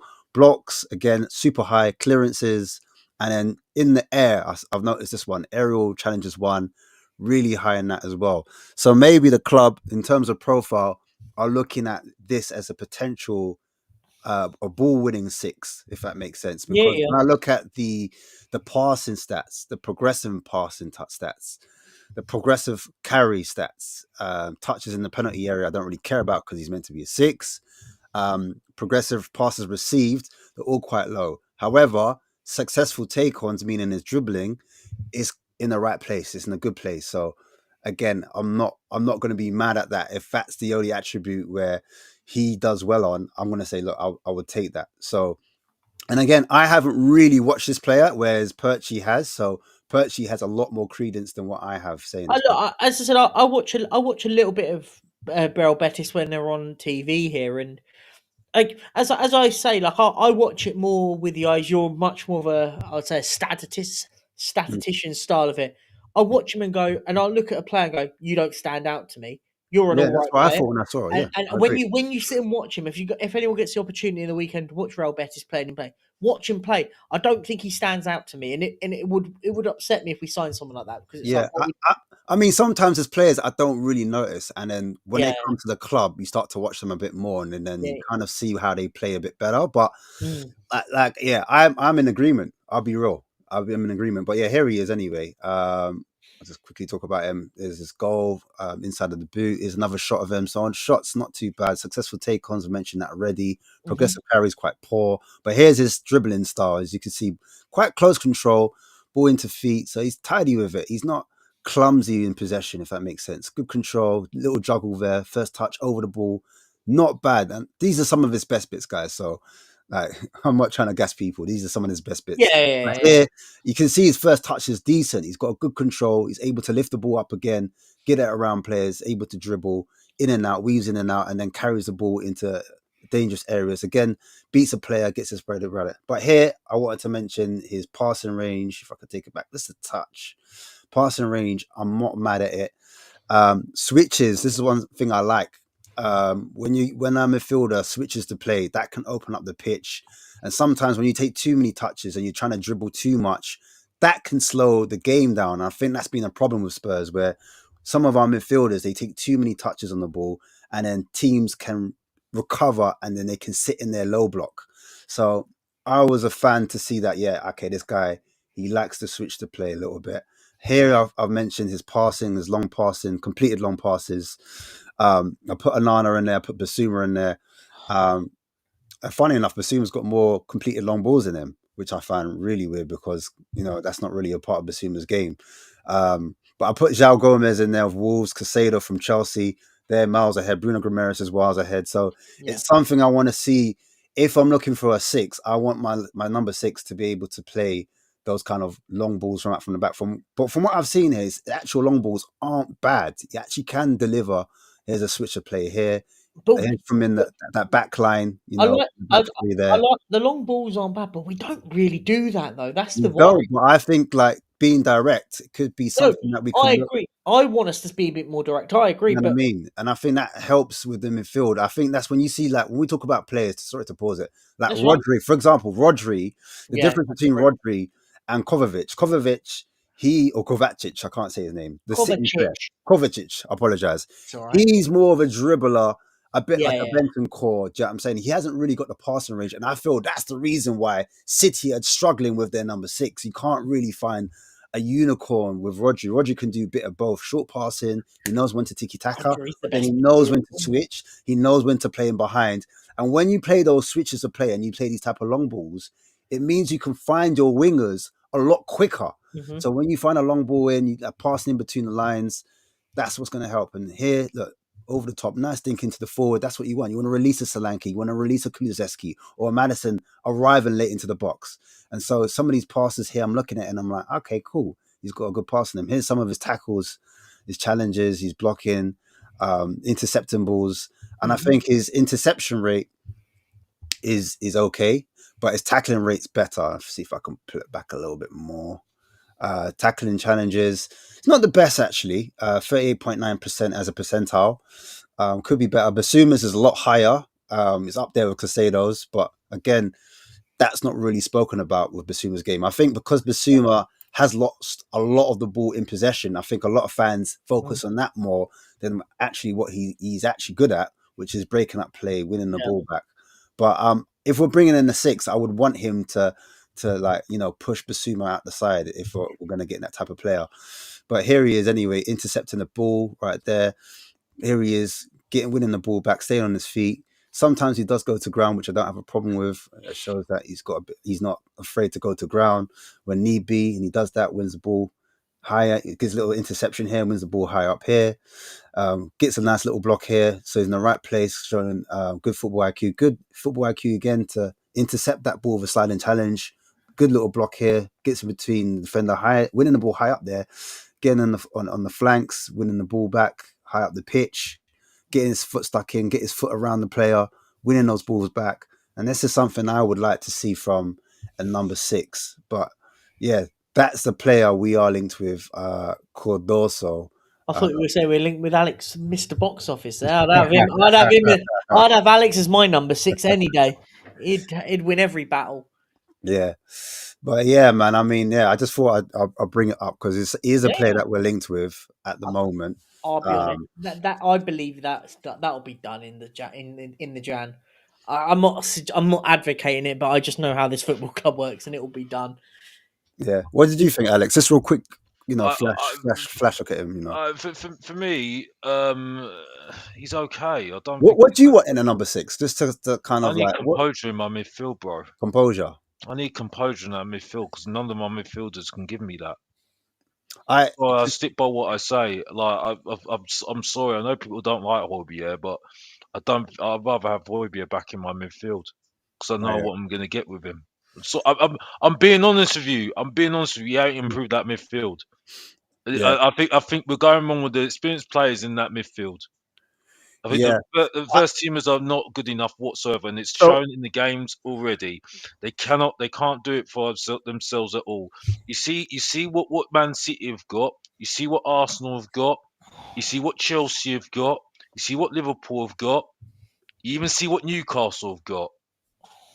Yeah, and there's a reason why they don't concede they don't bottle it in certain games. Yes, a lot of teams are inconsistent. Yes, but I don't trust any of those midfielders right now. I'm sorry, Bentancur, he's okay. So wait, Alex, what would you prefer? Because obviously the midfield is a debate, right? Would you prefer a midfielder like another Sarr that's kind of gives you legs, gives you energy, box to box? They can help with transition. Well, you need someone like Sarr, but you need somebody who's got a bit of leadership in him and composure. The reason why that player was Gallagher. That player was Gallagher. All right, cool. I hear that. So, all right, Gallagher, he's box to box, isn't he? He gives you. He gives you legs. He gives you legs. He gives you energy. That's it. Ball high up. But then there's Matt O'Reilly. Right. Okay. Right? Players that we've missed out on. And then Locatelli. We've missed out on. Composure. Who can spread the ball. You know what I mean? And that's it. Got experience. That can give I think that the club are going down the route. Correct me if I'm wrong. I think the club are going down the route where they're trying to go for more youthful players. They're going for more of a project kind of build. Sorry to use that word. I know people don't like it, but you said a buzzword, drink. Yeah, but I honestly think that from what I can see from the recruitment so far, I haven't seen us buy anyone that's like 26, 28. I know, Ash. I think the only person disagrees with that. No, you're spot on. I think the way that we're buying players now is we're going down this data-driven model and all. That's right. That's what I'm trying to do. And it's like a Brighton, right? It kind of, but the problem is it's all well and good doing that, but what it is it's always a very risky strategy, right? Because it's all well and good doing it, and then you go, well, that's why we're inconsistent, right? Because let's be fair. I'm trying to say. This is what I'm saying to you. But unfortunately, is that down to Postecoglou, or is that down to the system now? Because if we're going down the data-led system, they're looking to bring in youngsters. It doesn't matter what manager is or what. Because remember, he's a head coach technically. I know he's not a coach. Technically, but he's technically a head coach. So whoever comes in, suppose Postecoglou is to leave tomorrow, and we sign a coach, right? Yeah, we're still gonna go down this route. Yeah, of course. I agree. Because at the moment, fans are saying we need leaders, we need experience, we need players that are gonna like. But the manager talk came on out the pitch, for and we me. need leaders on the pitch. Blah blah blah. Yeah. So like whoever comes in, they're Yep. gonna have to. I don't try. Can I just give a quick answer? They're gonna have to create leaders. That's what I'm trying to say. They're gonna have to create. Can I just give quickly? He's at the helm. Can I just give a quick answer? Right. I don't trust Johan Lang. I'm sorry. No, right? I don't. He's awful. I'm sorry. I've said it on Chris Callan's show. I'm going to say it again. Right? I hear it. It's embarrassing. It's embarrassing that I have to now say I want Prodigy back at my club. You said this the other day. It's brilliant. It's embarrassing because he got players that were better what than do you think about the Dragic? Is Dragic the right player? Is that on Paratici? Because Dragic was a Paratici signing. Well, no, I think I think Dragic a good player, but is he the right signing for a high line? But do you know what it is though? Back four, should I say? I think Alex is what Alex is saying. I kind of get, and I'll sort of go a little further with what Alex is saying. I agree. I think Johan Lang. I equally didn't like Paratici. I thought he gets so much credit for not really doing much. I think he got a little bit lucky with a couple of players. And you don't think he did well with Doggy? No, Saar. You don't think he was a doggy? I mean, the way I'll put it is I'll say the signings he made is we should be signing, right? I haven't seen it. I'm saying a Doggy for me. He was meant to before Conte came around. He was meant to sign for like AC Milan were after him. Yeah, Inter Milan were looking at him. Juventus were looking at him. So he was the next big like. Yeah, but they were like, right, we've got a player on our hands, and loads of Italian teams were looking for him. I agree, but the difference is Tottenham are that level down from those teams that we can get him in and he'll start for us. I think actually the reason why he came to us is we were the only team that allowed him to stay on loan. Could be wrong on that, and that was one of the big decisions. That's a good signing then. For me,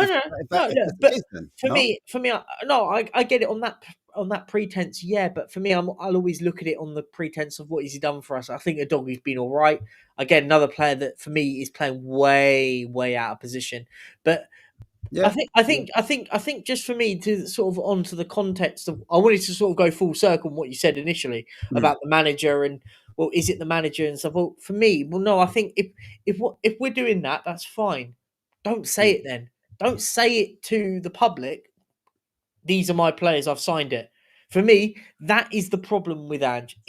Look, for me, the players that have been signed for him or by him, whoever, whatever it is, well, yeah, he plays them, right? If he didn't want, everyone keeps telling me, he didn't want Timo Werner, then don't play him then. Make a point and don't play him. Play Mikey Moore. Promote Mikey Moore and say, well, and make a point on that. Like, everyone says, but he's not going to just throw anyone. I always hear this, right? Whenever the manager will say, these are my signings, I've signed them off. And then they'll go, well, no, he's just saying that because that to protect Daniel Levy and stuff. He doesn't have to say anything. He doesn't have to. Do you know what I mean? He does, and everyone goes, "Well, what do you want him to do? Throw a strop like Conte?" No, but I always say, I don't think it's just the players. I think he's taking like everything, all of it. Like so, like when we lost against Ipswich, he was like, "It was my selection. It was the way I set up. So that's something I'm gonna have to go away and look at. I think that's on me. So it's not even just those side of things. I think, he should be taking on responsibility. That's why I'm looking at it, and I'm like, is he taking it on? Is he meaning like the club? Because remember where we was before, the culture of the club was in disarray. I don't think it's much different, to be honest. I don't think. Well, now it's not. Yeah, now it's going. No, but I don't. It was. Do you know what I mean? I don't think it's changed at all. I don't think there's any change at this. I hear this all the time. The culture's changed from loads, but I'm not saying no. But I think I don't think it has changed. But I'm thinking what he was trying to do was change the culture, and by changing the culture, he's saying it's all on me. Do you know what I mean? Because if he separates himself from the signings, how is he going to fix the culture? He doesn't have to separate himself from it, right? He can just be, as I always say, he can be Switzerland in it all, be very neutral with it all. He doesn't have to sit there and say, "Nah, I didn't want any of these players. I'm just playing with the cards I've dealt with." He could have said, we have a committee of people that we've worked together for these signings. That isn't taking full responsibility. That is taking collective responsibility. But by him saying these are all my players, when it goes wrong, because this is going on a little bit of a rant, so just give me a Yeah, second. no, go on. Because this is what I hear all the time, and this is where I try and be as balanced and unbiased with it all. Because when a player does well, everyone goes, Ange signed him. Van der Ven, he's an Ange player. Van der Ven is. When a player like Johnson starts doing well, he's Ange's player. Or when Solanke comes, but when it goes badly, when we get Timo Werner in, it's he Levy signed it, Werner. We can't be biased. Either Ange signs all the players, or he doesn't sign any of them. So he can't take. My point is you can't take the credit for some that are doing well, and then not. So you think that's what he's doing? He would take credit for like. No, I don't think Ange is. I don't think Ange is. But when I hear when I say that, well, Ange is the one that's come out and publicly said, I sign off on all these players. When he says that, I read that as the team have offered me some players, and I said I'll have him. They've said we've got these players here. Which one do you want? I'll have him, and Ange, and we sign him. For argument's sake, it's not as simple as that. I wish life was as simple as that, but for me, that's how I see that we do stuff. So yeah, Ange maybe doesn't go out there and sign the individual player. He's given a list of 5 or 6 players, and he's gone, I'll have him, or I'll have this person, and then he signs them, and then goes, yep, he was on me. I brought him into the club. And then when it doesn't go well, we have fans that in the summer, everyone was telling me that we were in a title race. I say telling me, I wasn't on YouTube, but I was watching a lot of it. It was quite nice sitting back watching it. Everyone was saying we were in a title race, and I'm sitting there going, what cloud of people, where are people seeing this on? I didn't see anything in pre-season that told me we've taken that next step on. Like, I just thought, I think it was, and look, do I hate this manager? No. But do I think he's great? No. I don't think. Would you be more on board with it? And I think I'll bring box office into this as well. If he spoke less, like if he just shut up, you know what I'm saying? Would you be less mad at him? Yeah. For me at the moment, I just need a coach. I agree. I don't think this guy's a coach. He's not a coach, and this is why I stood back and I said I can't back this guy because I need to see him. Right. This is why when people are telling me to do research on the guy, I said I can't do research on the guy. I'll learn about him when he's at Tottenham. Right. And learning about him now, yeah, he's a good manager at that, because he can talk for the Eskimos. I agree. He can get everyone believing. He can get this fan base believing. But I look at Amarin. I look at Amarin right now for Manchester United. Right, you see him involved in training. You see him involved on the training ground. Yeah, getting into players, doing this, doing that, doing this. You see Ange, he's just standing there, and he's got his coaches I don't around. know, like I have seen Ange. To be fair, I have seen Ange inside the. No. Sometimes I have seen him do that, but I hear what box office is saying. But at the same time, we haven't. I'm not saying that's bad. I'm not saying that's bad. No. I'm just saying we haven't seen Amarim yet. I know, like, because it's unfair to be like, yeah, Amarim. No. I'm not saying no. I'm not saying. I'm not jumping on the bandwagon. No. I'm just saying, but you're saying at the same time, I need to see it from Ange, and I'm not seeing it from Ange, but. I do hear it. Like I do see why fans are frustrated when he does have his hands in his pocket. No, that's not what I'm saying. It's not. It's just that I'm not having a go at him. I'm just saying that for me, we especially what the signs we made, we need to improve players, right? For me to improve players, you need a coach. Yeah. You need a coach. I agree. It's a training ground. The training ground. I read a lot that he's not on the training ground at all. He's always doing it. You know what I mean? You know what I mean? That's what I'm trying to say. But big up to you, Perchy. But main event is still speaking. The point is, sorry, main event. I'll mute up. The point is, right. It's all love though, Perchy. But you know what I mean? It's just that the thing is though, is that I don't see it. And like I say, I think Tottenham are better with coaches, especially in this ENIC, right? And that's the only time I'm going to talk about ENIC, right? Don't get used to that one. Get used to that one, yeah. I just think we are better with coaches because the players that we bring to these these head coaches and management are players that need to improve, right? We don't get players that are here for the now. You see what I'm saying? Which is what we needed. But Yeah, we don't need you think that? experience. Don't you think? All right, talking about his coaching, Ange. Let's talk about it now. Last season, he inverted both the fullbacks, right? The Right. reason why he inverted both the fullbacks was to stop teams from literally running through our center. So he wanted to be compact in the middle. So we played a 2-3. So the 2-3, the two fullbacks, what they were meant to do, they would invert behind the five attackers. Yeah, yeah. But what you would see is sometimes the fullbacks would rotate with the 2-8s or the 2-10s or the 8-6s, whatever you want to call them, the two midfielders in front of them, you'd see them rotate, right? Teams started to figure us out. This season, now what you're seeing is the fullbacks, one of them inverts, one of them pulls wide. Now, Porro, when he inverts slightly deeper. He doesn't invert typically as an attacking type of 8. He will drop a little bit deeper in the midfield. You'll see a doggy go out wide and overlap a lot Yeah. more than he did Yeah, I've last seen that, season. yeah. Do you know what I'm Yeah, saying? agreed. So you're seeing from Ange a tactical switch. So I'm hearing people, that's not enough, for us to call Ange a coach because he tweaked I think something that's like that. I Wait, think that's hold on. just a system. I No, think but that's wait.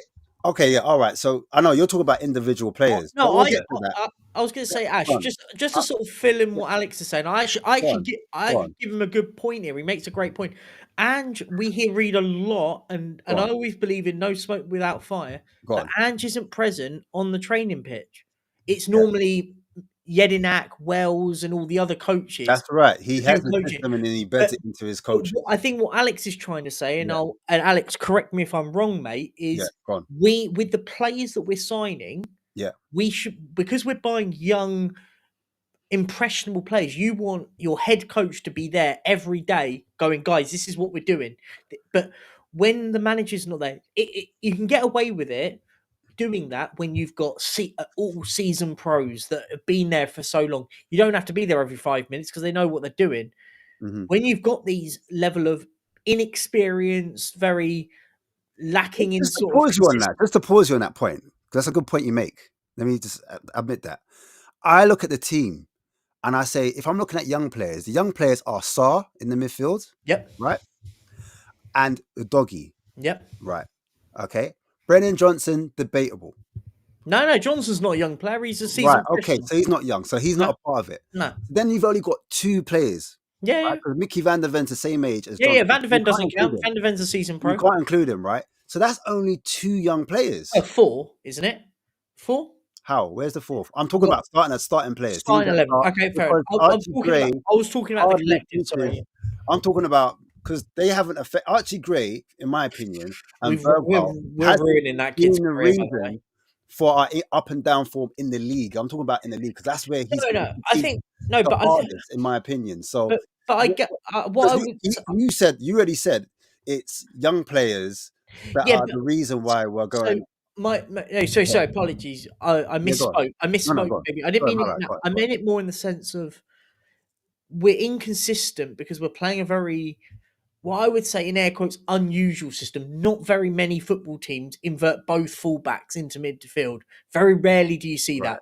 My point is, let's be fair. If you were brought in a tactician in this football club, you look at the squad that we've got and you go, either a 3-5-1-2 or a 3-4-3, and you go, you've got 3 solid centre halves there, 2 fullback or 2 wing backs that want to bomb that way, and then you can play your Madison and your Kulus. I'll pause on that again. The 3 centre backs. Do we have enough players? Do we have enough centre backs in the club? Oh, that's a different. Because that's a different conversation. I agree. Van der Ven is injured at the moment, and Dragichin's had to fill in where Ben Davies isn't quite of the level where we have a left-sided centre back. I mean, now you're looking at it from recruitment at this football club's a joke.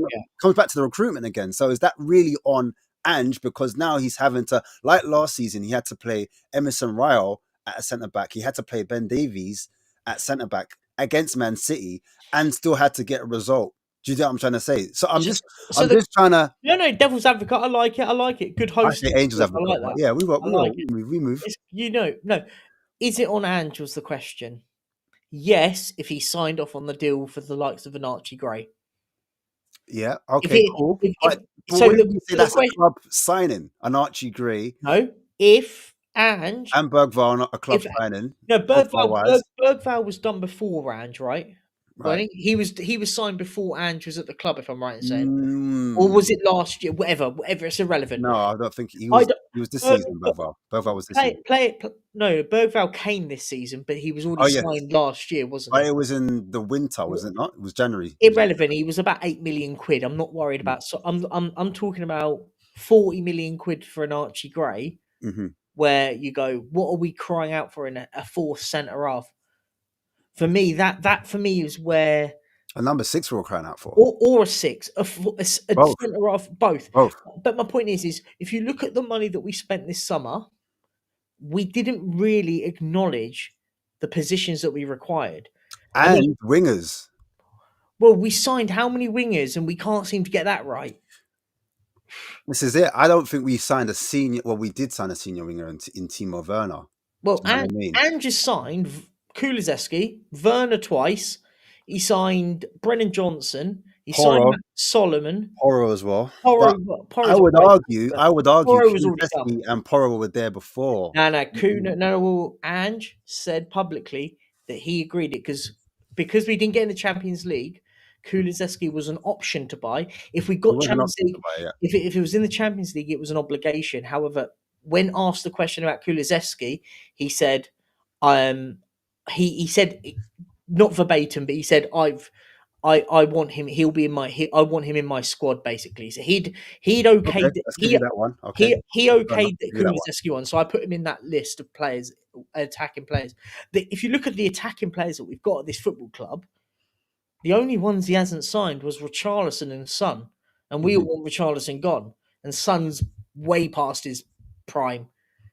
So, when we talk about what do we need, if we need more wingers, what about the ones that this guy signed? I mean, he's let one of them go to Leeds that he signed, whether or not we say that he signed him or not, but he was here. He was under his stewardship signing Manuel Solomon, and now we've dumped him to Leeds. So Brian Hill for me, Brian Hill, people. I'm going to get pelters in the comments. Brian Hill is technically the best winger we've got at this football club, minus Heung-min Son. I'm not putting Son in that conversation. Would you say, and I haven't seen enough of Odeberg, would you say he's a level above Odeberg? Yeah, technically. The one thing Brian Hill hasn't seemingly got to is the ability, strength, and physicality in the Premier League level. I watch him for Girona. Mate, honestly, this kid's unreal. I've got my Brian Hill shirt right here, mate. If you need me to. Mate, look, I'll show you. I've actually got it here. So what are you saying? You're saying that we should end Timo Werner. You'd end Timo Werner's loan, and you would have Brian Hill. Brian Hill. No. Whoa. I'm just asking. No. You just said he was technically our best. Technically, on the ball, he's one of the best wingers we would have had at this football club. But he would never suit the system that we play. Never. Because he hasn't got that level of ability. Like what you want someone like Brian Hill doing, which I watched with Girona, watched him live when he absolutely tore up Osasuna. By the way, honestly, what I saw a player there going, this is a kid that just needed a bit of confidence. Like the problem, what we do at this football club, and this is an overarching problem. We sign players and we don't know what to do with them. I think Brian Hill, if we brought him in and done the right job with him, would have been a very good player at this football club. All right, let me ask you this. Let me ask you this, and I'm assuming you know about Kubo, right? Oh, what I like him. He's a good player. Who would you rather have? And I want to bring both of these players up, and we'll get into it now. We'll get into it now because this yeah. This is my show, right? On my show, I'm about the solution. I'm all up for debating, and I'm all for is this right? Is this wrong? Should we challenge this? Blah blah blah. But I just want to know, who would you rather have? Benea. Who gives you the big up? Who gives you the big up every single time I go to a show, saying who gives me players for free? Love. Who gives you the love? Who gives you love? Saying I respect it. You give me. My man's hosting a show every single Tuesday night, saying big up yourself. He does. So I had to say that. Sorry. But like, who would you? And I'm gonna bring them up. I'm gonna bring them both up. So I'm gonna bring. I know who you're gonna say, and I know what I'm saying already. I know who you're gonna say. I'm gonna bring this play up, but we're gonna look at it properly. Oh, We're looking at Benea, yeah. We're get looking him at at my Benea. football club. Let me see if I can make it large. What? Oh, hey, it's me. Oh, that's me, massive. Hey yo. Yeah, so we're looking at Alex Benea, right? Alex Benea. Let's make it different. Baena, if you want to get Baena, sorry. Baena. Pronunciation's a little bit off. This is why you're Alex here, bro. Baena. Alex Baena. He's 23 years old. I did watch him at the Olympics, and I do like the profile of the player. He's Spanish. 40 million is what transfer market says is his release clause or his get out clause that you pay for the club for Spanish players to get them out. Last season, was this last season? 14 assists, 2 goals. Crazy. He's this kid is a top football player. Now it says here, player. yeah, he is. I agree. It says here position forward, midfielder, wing midfielder, or right, but he's right-footed. Yeah. And just to get into it, like this where he plays on that pitch, he's played as a left winger, he's played as a right winger, and he's also played in the 10. So it goes back to the strategy when I was talking about profiling players. Spurs, for me, what it looks like they're trying to do is get players, a bit like what City do, get players that can play multiple positions. Mm-hmm. So if we do get an injury, for example, a centre-back gets injured or a left-back gets injured, you've got a centre-back that can play left-back or centre-back, a bit like Mickey van der Ven. It's the point I'm trying to make. So this is his profile and what in the positions he can play. Attacking mid, they're saying his main position is. But I think he could play, yeah. I think I would profile him as an attacking mid, in my opinion. And people are trying to push Maddison out. I don't know why, but if Maddison is less desirable, I'm saying, look, CAA Stella, so the right type of agency as well. Mm-hmm. Last contract here is 2028, expires in 2028. 3 years, well, technically 3 years from here. Plays in a 4-4-2. There's his heat map, predominantly on that left-hand side. And the reason why I like, because Maddison's right-footed, and so is this guy. He's right-footed as well, but he offers something slightly different to what Maddison does. You can see all the green bars in the right places: carries, progressive passes, successful take-ons, touches in the penalty area, and my favorite, progressive passes received, meaning he's got a great first touch under pressure. That's something I like to look at in players. But yeah, here's some of his GA, as I said before. Some of his shots, put him against Maddison and Odegaard's shots, creation, actions. But here is some of his finishes, just speeded it up. Some of the balls, look at the technique he has, some of his shots, finding the bottom corner, placing it with the inside of his boot, finding that final pass, finding it, threading the balls in between. Here's some of his dribble stats. You can see not super high in terms of a dribbly type of midfielder. Don't think that's where his ultimate strength is, but he's not a bad dribbler. Mate, Actually, look at his successful dribbles. He doesn't attempt a lot. That's why he's at the bottom in terms of successful dribbles. But as a percentage, he's actually the best, 49.1%. So he's actually a good dribbler. I've got Julian Brandt, who I rate, Jacob Ramsey, who's at Villa, Maddison, Odegaard, Morgan Gibbs-White. Those are the players I put in. I actually put this in the summer. I actually put this profile of the player up. This video, I made it in the summer. But yeah, here it is. It's a percentage, as I said before. Progressive passes, as I said before. Progressive carries, decent. And let's get into it, man. Here he is in dribbling, carrying flair. Proper football player, man. It's so good to watch a good footballer, man. This guy is what we do on the show, man. We look at different profiles. Players that can raise the roof, as I said, the floor raiser. Someone that can come into the team straight away, into the starting 11, challenge the likes of Maddison and Kulusevski, uses his body to kind of protect the ball in a different way. Again, gets away from his player. He's using that dribble, the outside of his boot, close control as well. That's what I like about him. He uses that ball, the lace of his boot, to kind of guide the ball around players inside and out, dropping that shoulder again, changing his body shape, finding players here. Good first touch, gets it out of his feet and the channels as well. Is able to perform as a wide midfielder, but also able to dribble through the middle of the pitch. Here he is holding on to the play. So he's got a bit of physicality about him as well. Even though he looks quite slight, it's quite hard to pick off the ball. So that's what I like about him as well. In those wide areas, central areas, in tight spaces, in tight areas, he's able to maneuver. He's got good vision. So he knows where to dribble, when to run into spaces, and then how to get out of those spaces with his first touch, with his ability. And here he is again, just playing through the middle of teams. Here he is in that wide area as a wide midfielder. Here's his long passes, as I can see. Long passes is up there with Morgan Gibbs-White. Player I like it again.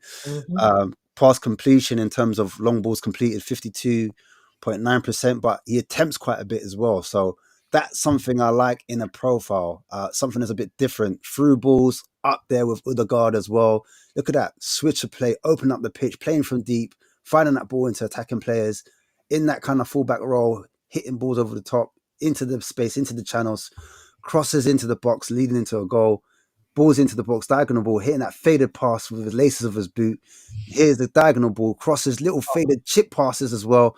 Different variations of crosses. That's what I like. Again, diagonal, splitting the team in two, balls over the top.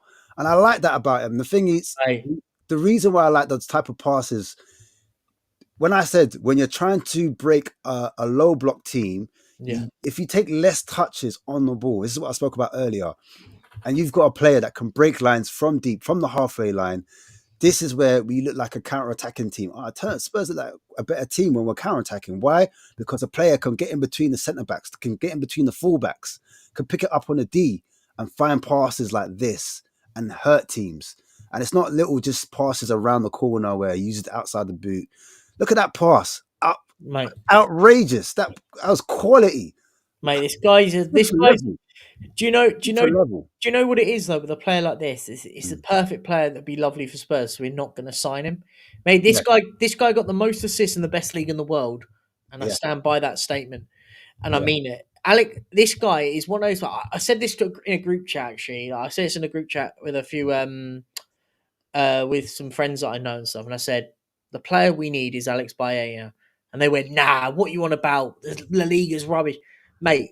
This kid is. Do you know what? If Spurs had anything about them, they would sack off Timo Werner and they'd bring this kid in immediately and go, do you know what? Because this kid can play out on the left, play out on the right, play down the middle and as a 10, anywhere in that sort of midfield 3. And you look and go, do you know what? Playing like that gets you off your seat, right? Like that would, when I hear all this thing about we're changing and we're rebuilding as a club and all, that's the sort of player I want to see us getting. Because I go, do you know what? I like that. If that's the player that Ange signs, I'll go, do you know what? Fair play, Ange, you've signed him. And that's the difference, right? And do you know what? That's the difference to me. Mm-hmm. People will say, oh, you don't like Ange. If Ange signed Alex Baena in January, I go, do you know what? Fair play. That's a top player. I don't know you like La Liga. I know that's your bag. So, mate, La Liga is the best footballing league in the world. End of argument. Man, honestly, the football in La Liga is special. We don't have to go into a tangent about the Premier League, about my problems with the Premier League, but I look at it and go, if you want to go and get some real decent quality, there are some good players. So wait, Perchy, you're basically saying you are Lange in and Ange in if we were to get Benea. I mean, it depends, right? Whoa. No, Ash, I know what you're doing. Ash has become a very good host because what he does is he tries to push you down a hole. But the thing is I don't jump in that hole. No, I will give credit where credit's due. If Ange goes out there, and this is the thing for me, Ash, whereas some people will flip-flop. So when a player goes badly, the club signed him. If a player does well, Ange signed him. For me, if he signs him, I'll go credit.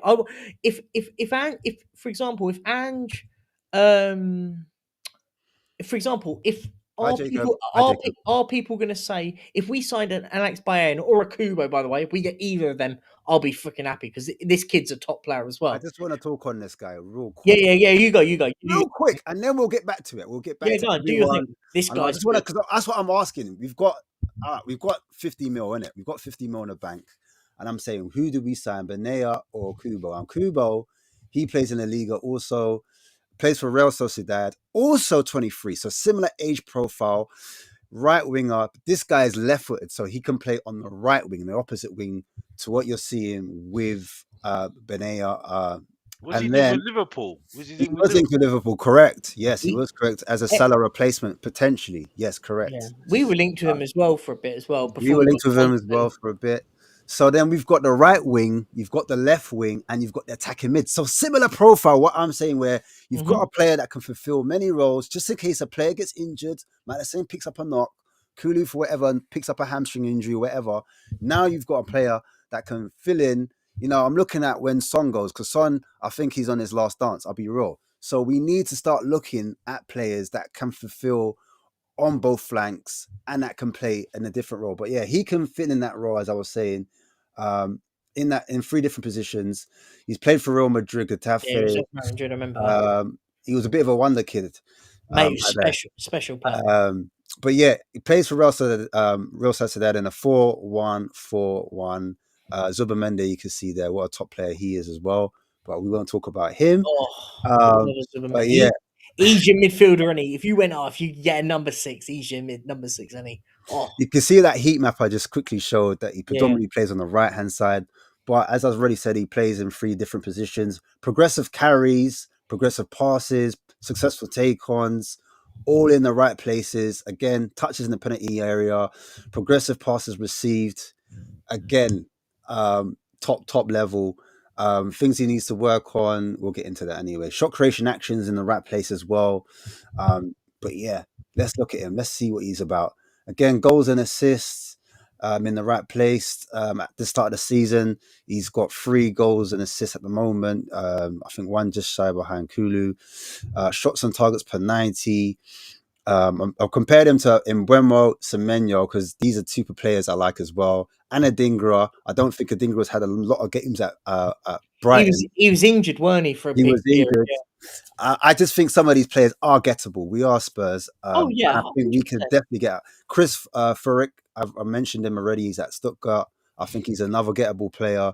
And we were linked with him in the summer as well, weren't we? yeah. So again, I mean, if Lange pulls his finger out, we could get some of these players, in my opinion. But we move anyway. Shots on target per 90, shot creation per 90, actions per 90.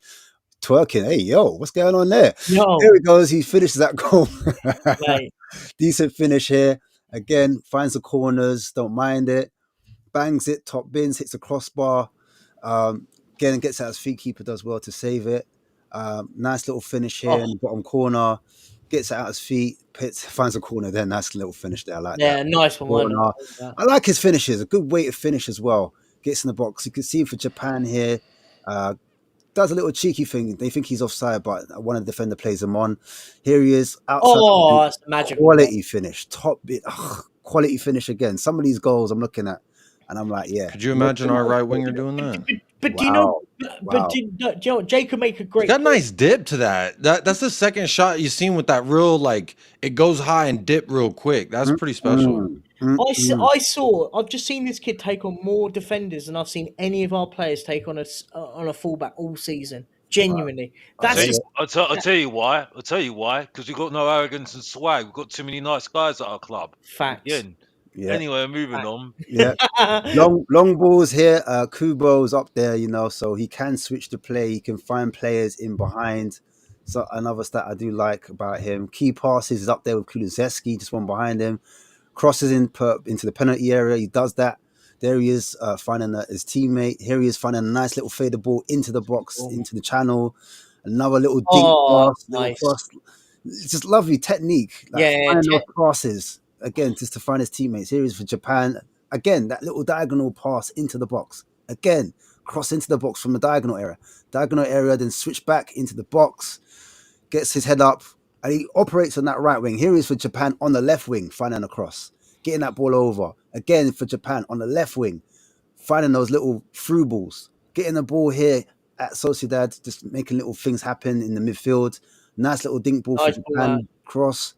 Just crossing the ball. That's what we're not seeing a lot from Spurs. Decent crosses into the box where they find someone like a Dom Solanke, and he can provide that. He's someone on the outside that's able to find these balls, little diagonals into the box. I like little diagonal passes. It's different. Something that we don't see enough, little reverse passes into the box. Again, gets his head up, finds that cross. He's able to find those balls in. Another diagonal. And that's what we've been missing from. I saw that a lot in Celtic days where balls will come at a diagonal angle.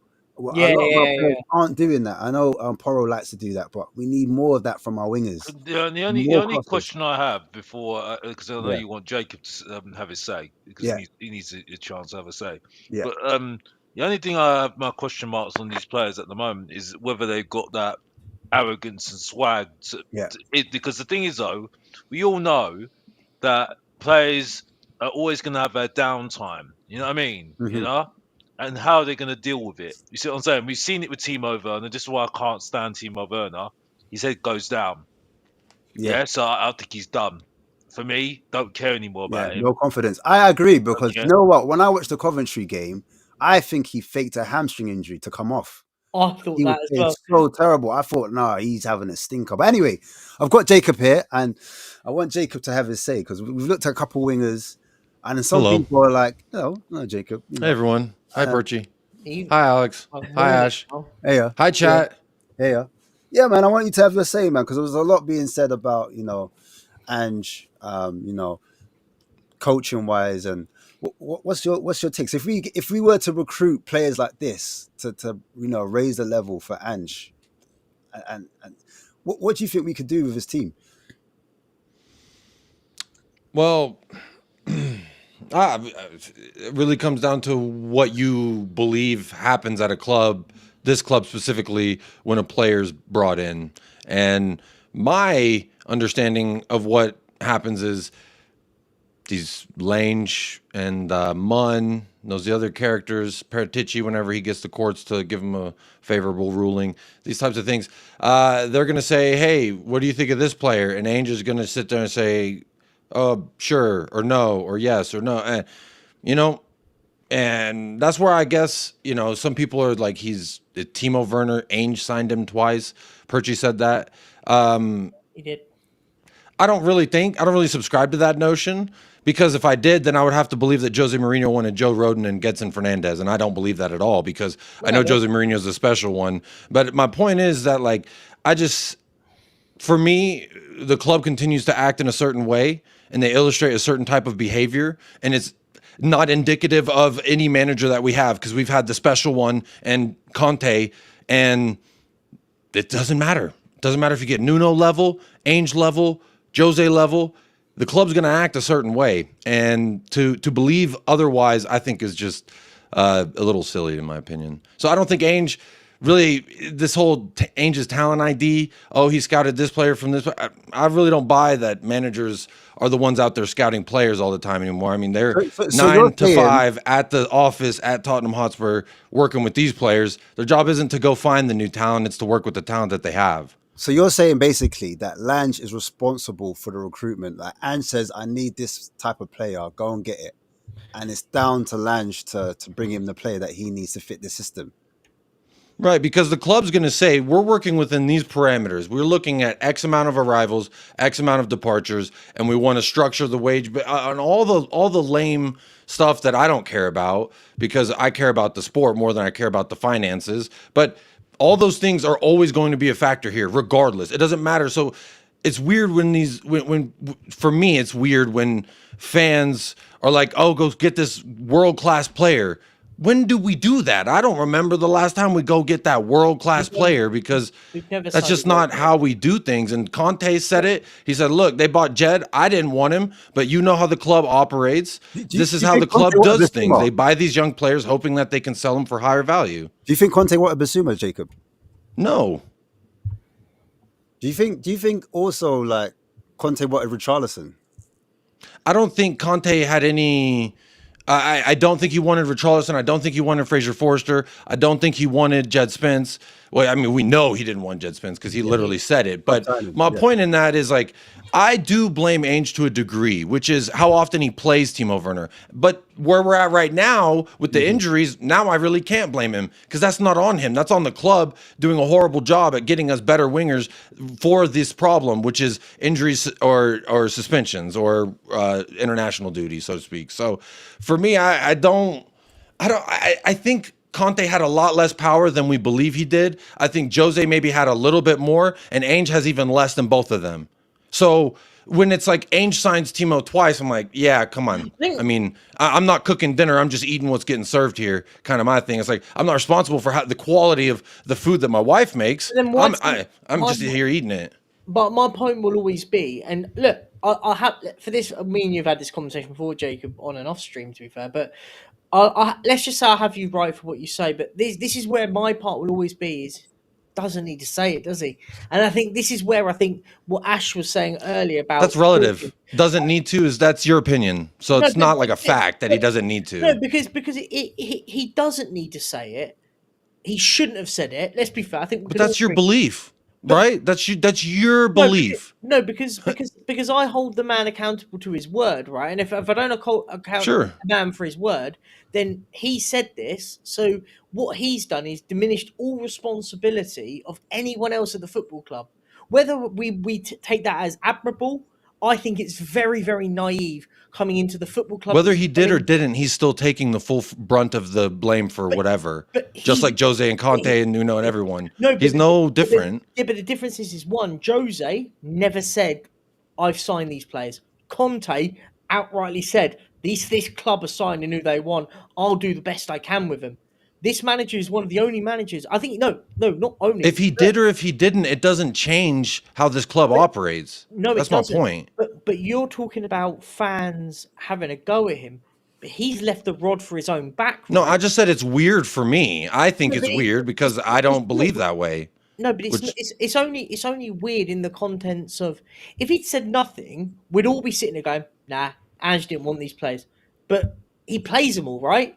He has everyone formulates their opinions differently. So whenever I hear what he says and I know why he's doing it, I mean, he's going out there and he's standing, it's all on me. Players suck, it's on me. Inconsistency, it's on me. Everything on me. And that's fine. And I agree with you. When you do that, now you are liable for all the shit that comes your way. If you're the owner of the house, whether you're at that house party or not, and there's minors drinking, you're getting in trouble. So you're the owner of the house. So I get it. He's accepting responsibility. But for me, I use that. And then I also use the rationale and past behaviors of this club to then use all that and balance out my what I think is balanced, right? That's from the horse's ass. But I use that to formulate and say, I know this is just Ange doing what he thinks he's got to do for the best job that he's ever had. Of course, he's going to say yes when he's getting the most money he's probably ever made in his life. I hear your point, Jacob. I hear your point. Everyone has a great first 12 months at their new job. You're saying responsibility, and Perchy's saying basically he needs to sometimes be easy. But is it a thing where, do you think Ange needs I wouldn't say needs media training. I would say, is he not the best? He's not mainly I think Mourinho, people need to worry less about grown men's behavior. Mourinho's quite savvy when it came to the media. Do you think that's what Ange lacks? He doesn't have that, because I feel like he wears his heart on his sleeve a lot, where he can't hide his emotion, especially after a loss. Like, if he's easy to get at, he's easy to kind of trip up back. When that woman kind of drew him out and to say, oh yeah, I always win in my second season. Like, obviously he didn't lie. Like, do you know what I'm saying?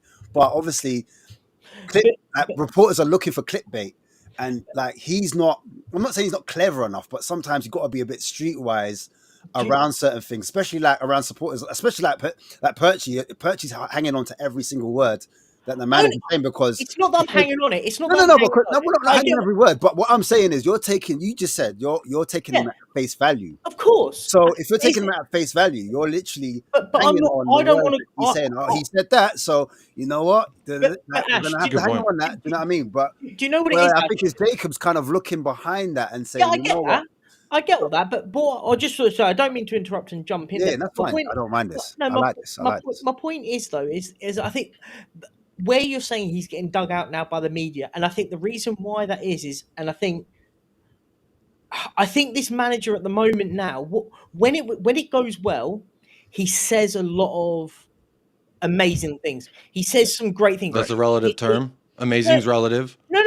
I want to draw the line here, because you're running with a lot of agendas You're saying a lot of things that I hear frequently that I try to rebuttal. No. Let me give examples. Right, when he comes out and says, "We can win the league," or "We can challenge for a title." But hear me out. When he says things like that, when we're doing well, that's great. It gets fans really excited. Oh, the manager's saying we can challenge for a title. And then when it goes wrong, like now, people ask those questions and he gets snappy. Is he supposed to go out there and say, "No, we're gonna fucking finish mid-table, maybe"? No, but what kind of inspiration is that? But there's inspiration. Then there's being honest. Then there's being like, do you know what?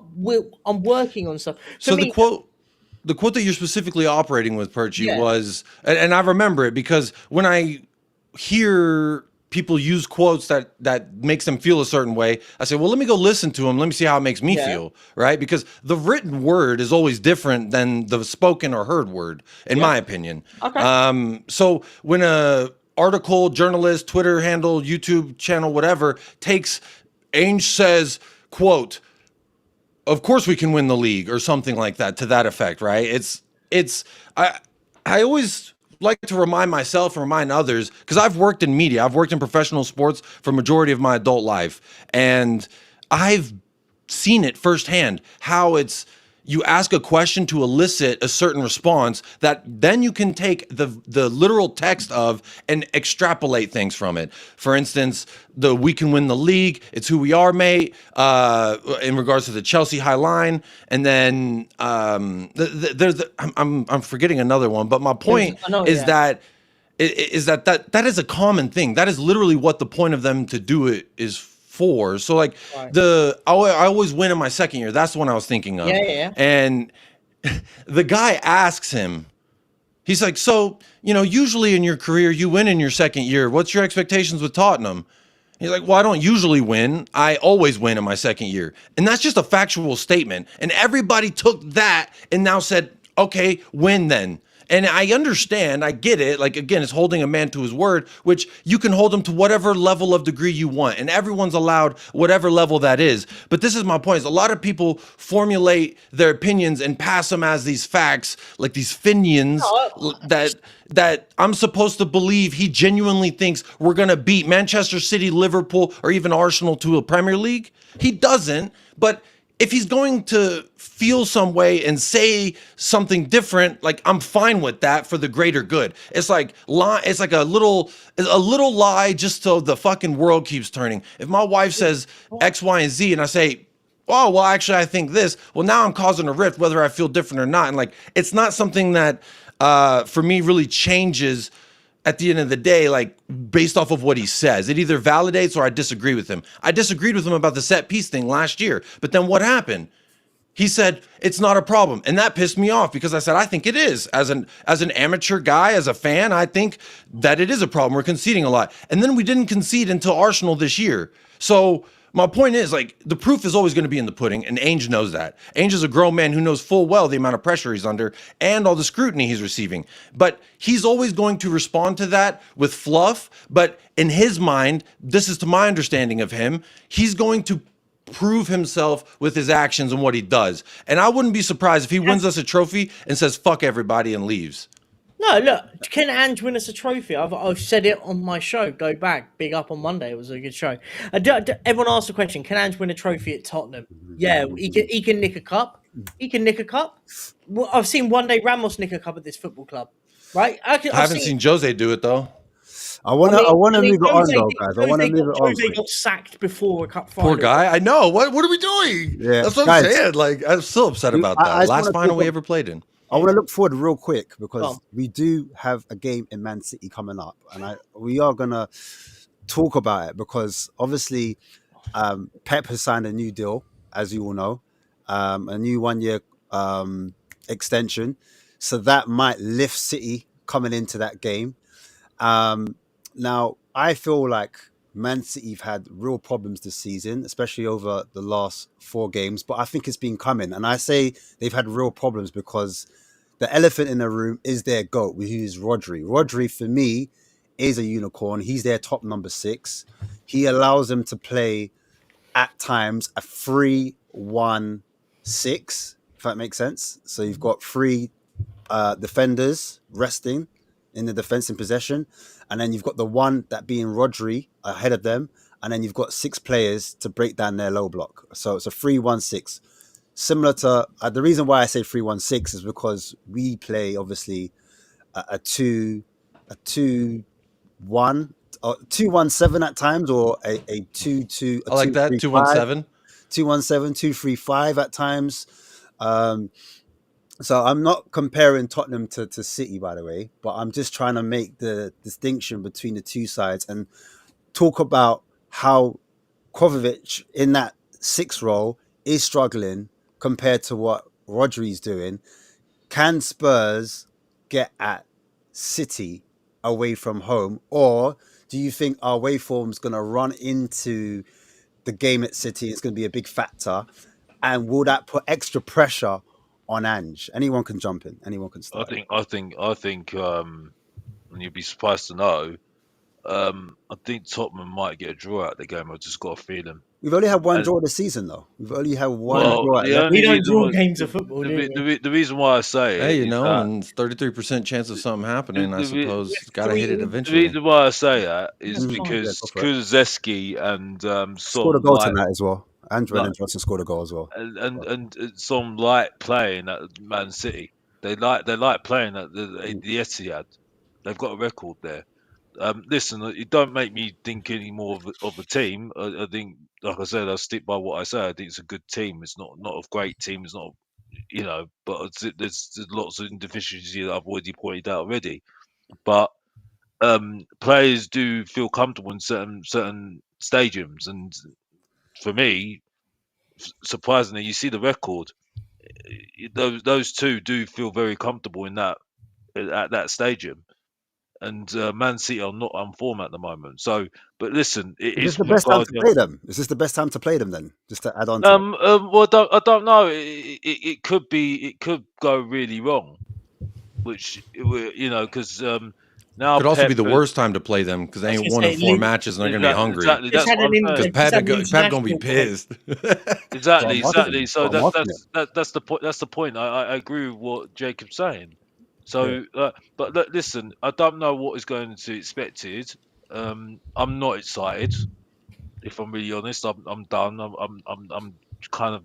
You're done I for the think. season already. Is that Well, where you're at? no, it's just, I think Orion said it already. I've repeated myself so many times now that No, I just go don't again. really, Go again. and that's why I'm kind of bored of the whole thing, really. But for me, I do think we've got a chance because of that.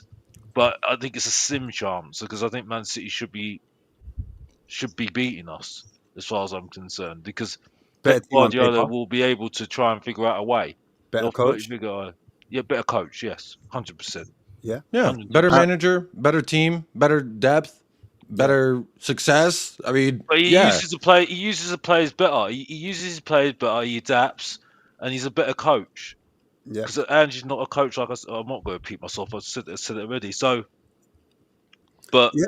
I mean, there it's is really something. strange to compare Pep to Ainge in that regard because like that's just two incomparable things. It's apples and oranges. Well, Like, I see what you're saying, Jacob. But the fact is, the guy is not. I don't think he's a good coach. It's simple as that. I think Pep that's has shown. fine, but you Yeah, know, there's you know more what I mean. than one thing that can be true. Well, I can't agree with that because, as far as I'm concerned, this guy gets loads of praise and gets loads of excuses. And like I said, but I don't want to go on to what I'm going 3 to points say off because top 3. I think All three. right. Let me If throw we, this you question know, out. if we would have won versus Ange, Ipswich, we would have been wait, above Chelsea and Arsenal. yeah, And I hear again, that. we lost that match. It's You got win this one. tables, right? Now we're still in that same position.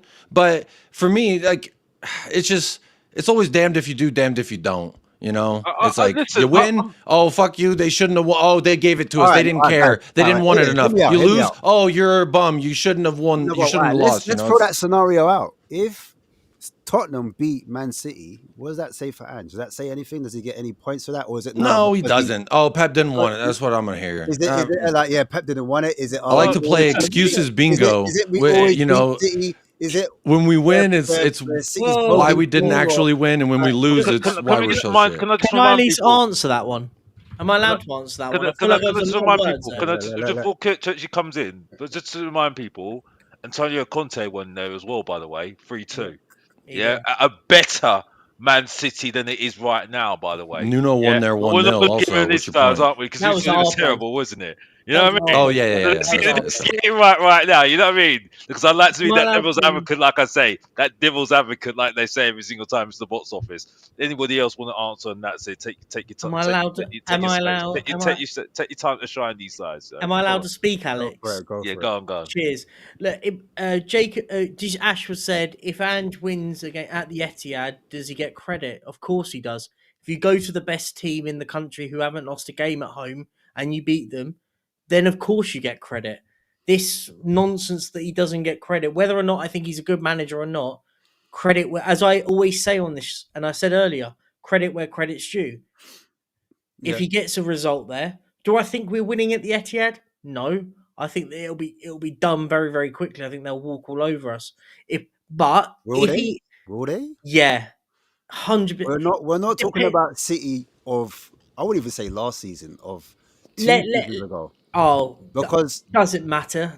There's still levels and levels. I'm gonna bring up the tactical pad just a little bit, and I just want to notice. I want to bring about some issues I think they're having at the moment, and I said it already. Oops, I did it wrong. I said it already. Let me swap this. Hi Alex. Wave. Sorry, Alex. Sorry. Actually, you know what? Boom. Put you guys on the side. Yeah. All right. Cool. So I think City have a problem, and I said it before because they play. All right, let's suppose Spurs are playing defending. Suppose Spurs are defending because City like to defend with the ball, meaning they like to have a lot of the ball. They like a lot of possession. So let's assume that Spurs are in a 4-2-3-1. Yeah, I know we press as a 4-4-2. Let's call it 4-4-2. You know what? 4-4-2. You got the fullbacks. I mean, you got the wingers dropping in, and we're in our half. We're pinned back. Yeah, it's not obviously how we play. It's not how we want to play, but we're pinned. We can't help it because City have the ball, and now we have to be a lot more compact in this area. So you might see Dragusin come in, Romero's tighter, doggies here. We're a lot more compact in this area. Yeah, cool. So City have to break this down. And then you've got Son, obviously, and Solanke. Let's hit the 4-4-2, yeah? So what I'm saying is, with City, they invert Lewis, yeah? Yeah. All right, they invert Lewis. Actually, they don't have Braithwaite. I've got the team wrong. Hold on, let me change the team. Team's completely wrong. This is an old team. Let's put Kyle Walker right back and put Lewis left back because they've got a few injuries, right? So Pussy, pause, Simpson, let's call him Simpson. Simpson's playing centre back, and Akanji's playing. Is Akanji even fit? I think Akanji's injured. Do me to carry on talking. I'll give VAR that. So, but all right, let's keep him in there. Doesn't matter. So, as I said before, they play with a free at the back, free there. Akanji from my phone is saying he's available. He's available. Okay, so Akanji can stay. It's Ake that's injured. Right. Okay. Cool. So Ake's out. Akanji's in. All right. Cool. So now in this 7, we've got Gundogan. Let's say Gundogan's here. I'm not saying he will start. We've got Foden here in the 5, and then Lewis here is the double pivot with Kovacic. Yeah. But sometimes you'll see Lewis a little bit high up. That leaves Kovacic, who hasn't got a lot of running power, to cover this area, that half space. And that half space. Obviously, you've got the 2 players here as well. Kanji, he's meant to cover the wide areas as well. But what I'm saying, when Spurs break, Spurs can technically break with a Son, Solanke, because we like to break with a lot of numbers, Sarr, Johnson, in those areas, and we could potentially Vardy will probably be the left back, like Neil Gunner said. The left back. He's been arguably the best left back in the league so far. Yeah. It would be Vardy, wouldn't it? Vardy. What for Lewis? Yeah, it'd be left back. But I think Vardy. Okay, let's put Vardy. But Vardy for me is better, not inverting. He's better out here. Yeah. And I don't think defensively he's that good in that particular area. As a centre back, I don't mind him. As a centre back, he's all good, like in this position. But I envision he's going to be out here, and I think that's where he's been operating this season. Yeah, I think if he's in this position, I think Spurs can get at City. And remember, they've only got one midfielder here. He's going to have to cover a lot of ground. I'm just putting out a small hypothetical. This is a small chance where I think Spurs could get at City because they've got a lot of players to cover. And this centre-back, he's not their starting centre-back unless... He's a young lad, isn't he? He's a young lad. Unless they get a Ruben Diaz who's fit.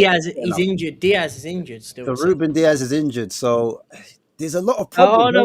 Walker for me gets caught out a lot on this right-hand side. And I feel like, again, there's a lot of space that could be hitting this. I know Kulusevski won't be in this area. From what you're showing here, Ash, it's everything that, like I said, if Spurs, this is what Spurs are good at, though. Like, whatever we want to call it, when we hit on the counter, we're much more lethal. And this is what I think's going to happen. I think we're going to be in a counter. We get less force. I don't think we're going to have a load of the ball anyway. That's right. That's what I think. This is how we're going to But what we're saying is and you're right, Ash. This is how we're going to set up. We're going to be very compact at the back, and then try and hit on the counter. Problem is we've not got to. We can't let them score. They score the first goal, it's game over. I think. Yeah. I think if they score early, it's over. But you're right. If we can nullify their attack, playing those, I always call it. Whenever I used to play, it was like the 3/3 of a half, right? Mm-hmm. Every 15 minutes, right? Get through every 15 minutes, and you might actually have a opportunity in the game. Yeah. Is no one else's OCD like bugging out with these numbers No, associated with these players? I was going to say that. I'm like, poor old number two's bugging me. Dragusin 15, I thought Dyer was out there. No. The numbers are wrong. I apologize. It's fine. But my OCD was playing now. Okay, I'm just saying here, look, I've put 2 arrows on. This is what he doesn't have. He doesn't have that passing range I spoke about earlier, where he can switch it quickly to the wingers. So Savio, again, he's not getting it out to Savio quick enough. He's not giving it out to Vardy or Nunes. Nunes out wide.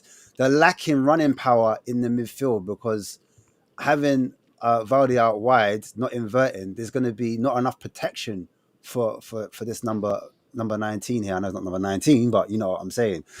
And then you've got inexperience in Simpson. Do you know what I mean? So there's a lot of question marks, I feel. Ash, he has experience in getting dunked on by us already. This is it. So I'm just saying, this game here, I wonder what Pep's going to do to protect someone like their number 6, to protect them midfield. Because going forward, yes, they're good. But we've seen it with Brighton. Brighton got at them. And in that second half, they completely overrun them by allowing their wide players. They had 4 players, in these areas. I think Savio will start, won't he? Savio's going to cause us absolute nightmares. I think Savio's going to cause a doggy so many problems out on that right hand side. He's going to be 6s and 7s for a lot of it. Savio here. I know he's not number 9. Was it Archie Gray that played in the Cup versus Savio and he was cooking him, or was it Destiny? Savio's. I can't remember. It was Savio. Savio's. Well, I know Savio was cooking our left back. I just can't remember who started there. I just remember Nunes. Nunes was causing a muck. Good player. Good player. Could play a lot of positions. Out wide. It's almost like Pep brought him in to play central and then he moved him out left due to necessity, and it's working. Nunes in the midfield doesn't work. He has a lot of running power, and actually defensively, I think he would work like covering these type of areas. Yeah. But he thinks... I just think with the ball, he needs more space. Yeah, exactly. And that's why he uses them out wide, and that's why he has to utilize them in the midfield. That's why you're seeing, I think, a disjointed Man City at the moment. But it's down to Pep. I'm sure he will adapt and figure it out. Do you know what I mean? But the space in behind for Son, players like Johnson to run in behind, even Kulusevski, even though he hasn't got blistering pace, we've seen Kulusevski carry the ball in those areas when there's space to be attacked. He's quite good at doing that. Do you know what I'm saying? Yeah. No, actually, I think Sarr starts. I think you've nailed that midfield 3. To be honest, I think that will be the 3. Yeah.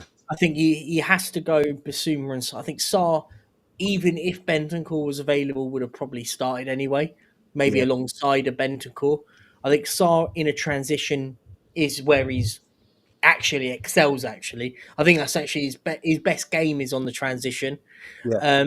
For me, I think the key bit is Solanke's going to be very crucial here. He's got to take chances now. Like I think with Solanke, because he's dropping in this area here. He drops so deep sometimes. Because no one's pressing the ball at times. And he's like, I guess I'm supposed... That's me. I do sympathize with his plight sometimes. I feel like he's running uphill in the mud.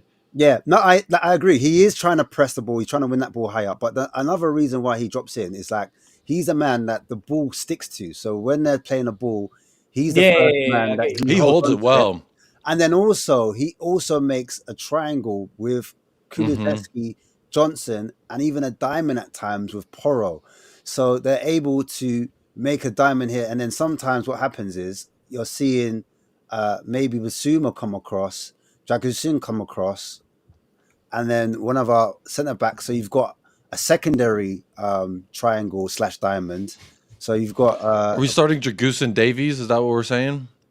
It might have to be because Romero's not going to be there, is he? So I've got to take I'm not Romero being out. funny, but them two. Let's be honest. Here, Wasn't the Van last- Veen supposed to be back after the international break? Romero's injured, isn't he? As Yeah, well? Romero's injured, so let me Can take I- him out. Romero's Can I gone. just say this though? Can I just say this though? Recent times, not recently with Dragusin, but in recent times when Dragusin and Davis are in defence, they actually look better. Yeah. I don't know what you know. actually What got a against point Coventry, I'm not sure because against Coventry when he started, they look awful. But maybe because that was their first I time. can't think of one good game from Dragusin. Oh, Maybe I'm that's just forgetting. harsh.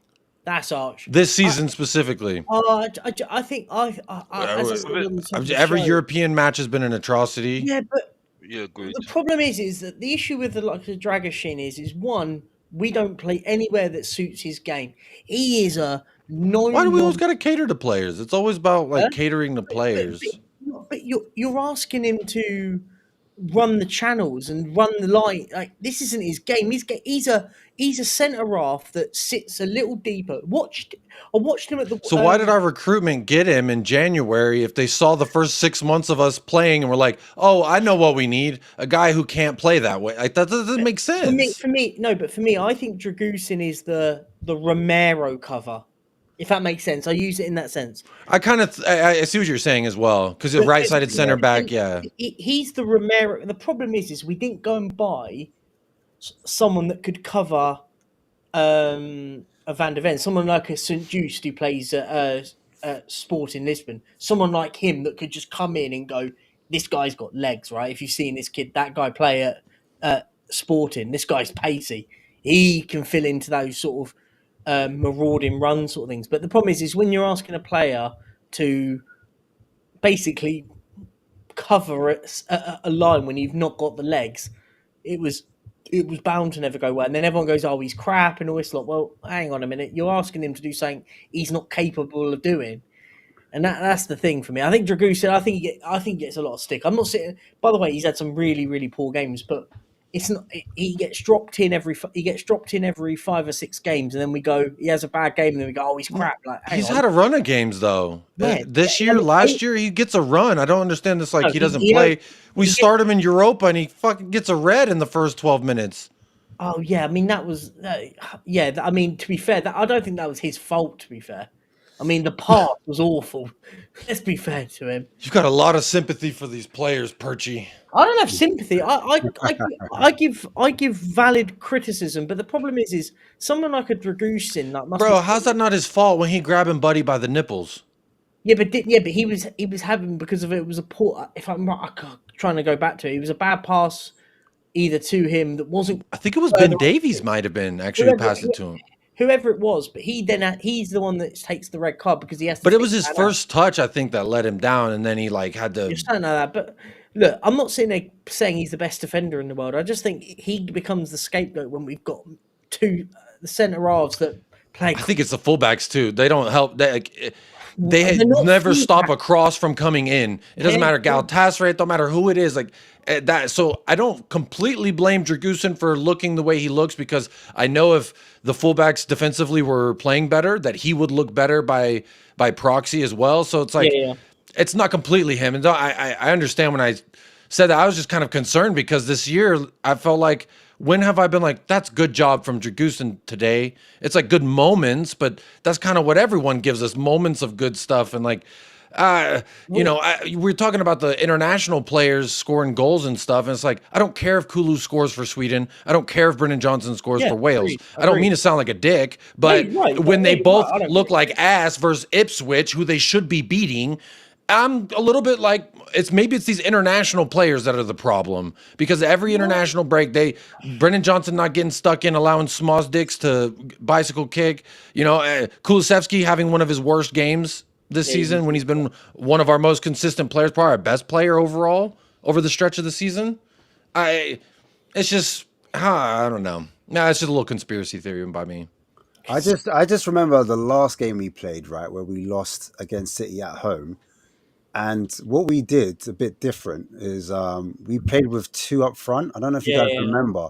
yeah. I I know remember. it wasn't Solanke and it was Son and Johnson. I think it was up We top. didn't start like that though. We seemed to change in the game. I think, if I'm right in saying. Or did Yeah, we? I think we did. I might revisit it, but I think Sarr was the number. It was between Sarr and Madison that kept interchanging. So sometimes Madison was here, and then sometimes it was Sarr. And I remember Sarr pressing like crazy. Like Sarr was Yeah, pressing yeah, yeah, I remember that. crazy. Basuma wasn't there. Bentancur was there. But I just remember we played a lot better in this shape where we kind of had a base of like maybe three midfielders, or it felt like four midfielders. So Yeah, I've yeah. got It a was like diamond a there. diamond. It felt like it was like a It's diamond like in a the diamond middle, shape, weren't yeah. it? So that's what I'm showing here. Yeah, yeah, yeah. We've got like a bit of a diamond. I felt like that kind of suited us a little bit better because I think so. I Son, think you've got to play Son down the middle. You can't. You yeah. can't. He's so ineffective out on that left. So I'm like, I would say he's effective at moments, but it's not often enough. It's like 1 out of every 4 step overs actually successful. He was like, he shows it in little spurts where I'm like, maybe he's still got it, but it's, again, he's our captain. He's supposed to be our best player. It's the same standard I hold Romero to, and both of them, as far as I'm concerned, haven't hit the standard that I think that they should be held to. And maybe it is being more central. With Solanke being that big body to take that contact, that's why I think he wasn't good in it last year. Someone like Son though, and Ash, you can jump because I know you'll probably Yeah. make it. But for me, Son, his finishing is one of the best. Like we can't disagree with that. His finishing's quality. The problem with him on the left makes he's really ineffective against very young, hungry fullbacks who'll go, yeah, we'll close, we'll press you out there. Because you look at him out on that left hand side and you go, you've not got the ability is the wrong word. He hasn't got what you used to see from him where he'd be able to maraud past the fullback and you go, do you know what? You've broken that line, you can cause a problem. He comes inside and he's very, very ineffective. For me, I like Son when he's down that middle. I think you have to play him with a 2, with a Solanke, where you can go, do you know what? You break the lines from the centre halves. Make the centre halves make a decision on you. And then you get in one-on-one with the keeper and you look at it and go, oh, he'll score that. Son scores those. I just think when you play him out on that left, he's a bit ineffective. And if you play him down the middle, then Solanke's out of a position. So it's like, what do you do here? So that's I why do agree, but that's sorry, Ash. I just wanted to ask as well, like to just throw another caveat to what Perchy's saying, because I somewhat agree, but then it's like there's oftentimes I find Timo Werner with the one-on-one with the keeper, and it's like if that's Son out there on the left, I like that chance a lot more. But now it's Timo Werner. Yeah, but Timo Werner, whether I like him or not, because I don't. The answer is I don't. He has got the pace to take on a fullback. So when he gets into those transitional wide players, so like when he beats that fullback or wing back, whoever that he's playing against, you go, okay, he's beating his man. Now he's on, and then he hasn't got the finishing, and that's what Son used to do years ago. When you used to look at him going, do you know when he was most effective? When Jose found that key to unlock him and Kane together. He found that combination with him and with Jose under Jose, where them two were just unplayable at times. So what I'm saying, guys, is I love that. That was so fun. So that's what I'm saying. So like, look, I haven't showed it properly on there, but I'm gonna make it a little bit different. Where Solanke, all right, it's a front two of Solanke and Son, right? Okay, the diamond midfield where you interchange either Sarr and Kulusevski, because I think Kulusevski's got a good engine on him, and at times he could play where Sarr's playing in that position, where he's the one in the middle, almost like the 10 almost, but he's just causing havoc. The reason why I put Sarr there, because he's got a lot of legs, he's got a lot of energy. I saw it against City last season, and I thought, oh, hang on a second, it's actually working. We're kind of nullifying what they're trying to do. They're not able to press us in the same way. We're pressing them a lot better. We're winning the ball back in good areas. So my thing is, could Spurs have Solanke kind of dropping in that kind of where, Kane was, that position where Kane was? Yeah. Could we have him? Let me wipe this out completely because you're not gonna be able to see it otherwise. So Solanke kind of drops into this kind of role here. right? He kind of drops in here, and it allows Son to make those runs from like here, if that makes sense. So when Solanke gets on the ball, he can fire the balls into Son, making those late runs into Yeah. here. Do you know what I mean? Sar's just going to be a nuisance between, distracting Kovacic and then pressing the goalkeeper as well. So he's going to be setting traps in between here. But I was going to use Solanke as a almost like a Kane. I'm not saying he's got the passing range, but the way he's able to hold on to the ball, he uses his body because he's quite a big fella. He's got a good frame on him where he can hold up play and then find Son running into these pockets. I think that could be a weapon where you can still use both Maddison and Kulu and still get Basuma in there. So you've got more of our strengths in there, because I think our strengths actually is in the midfield, as opposed to playing a free where I don't think our strengths are in the forward line. Do you know what I mean? I think Solanke is our best striker, and I think Son is the best kind of wide forward that runs in behind, and then use Johnson as an impact player. If Son's slowing down, you can bring a Johnson on or a Werner potentially to stretch the game. Do you know what I'm trying to say? When against tired legs, as a different tactic. What do you guys think? Would you have 4 in the midfield of Basuma, Maddison, Son, Kulu, or would you keep it 4-3-3? I think you need a double pivot as far as I'm concerned. I don't think anybody's good enough to do it on their own. But if you have a double pivot, who do you have? Because Sar's box to box. Do you put Archie Gray in a double pivot? Is that what you're saying? I think it's about time we put him in the middle. In this game, you put him in the middle. He ain't playing Archie Gray. He's not going to play. Let's put it there. Go on. Let's put that there. Go on. Take Sar out. The only reason why I say that, right? I don't trust Basuma and Sar to be disciplined enough to play in that position. Number 13. In that position. You see what I'm saying? Oh, I'm not saying. Listen, this is not me advocating for Archie Gray. I don't rate him at the moment. Well, I think he should be on loan. But if we've got him in the squad, this is what I say. This is why I said I've dropped David. I put Davis in for Romero all day long because, as far as I'm aware, Romero's not playing well, right? He's injured. The thing is, though, he's injured now anyway. Yeah, but the point I'm making is, but a healthy Romero, you'd still start Davies over him. Well, if he's not playing well, you got to start Davis, because Davis is. He's playing Davis as the left-sided centre back because Van der Ven's out. But I reckon Van der Ven will be fit for this game. I've got a feeling. Yeah, but my point is that I just think if you've got somebody who's Archie Gray, he is. It's Archie Gray who's a centre midfielder, a defensive midfielder, whatever it is, right? And you've got nobody else to play that role. Play him because he's in the squad. He's in the squad. So you're saying play a 4? I call this a 4-2-2-2. Which sounds mad. I think you need to put support with him though. That's the thing. But like I say, I don't trust anybody to guide him at the moment. So I think what he'll do is he'll play Sar and Basuma. But let's stay with that. No. Let's stay with that. Let's stay with Gray in there. I know you don't think he'll be there, but I'm not mad at it. Do you know why? Because Archie Gray has been deployed as, and this is my theory the whole time. Me and Marlon are always arguing every show about Gray. And my thing is, I think we're blooding him in slowly because as a 6, and I've seen it with, and I'm not saying Gray's going to get to this level, but in the Germany squads, you've seen their number 6, Real Madrid's number 6 in Toni Kroos. What Toni Kroos does, he drops in as a 6 in the back 3. He drops in as a back 3. Do you understand? So the 2 centre backs, they split wide, and because Gray's played here before, he could drop in the 3 at times as ball progression, because sometimes when we're playing at back, that's what we need, so we can overload.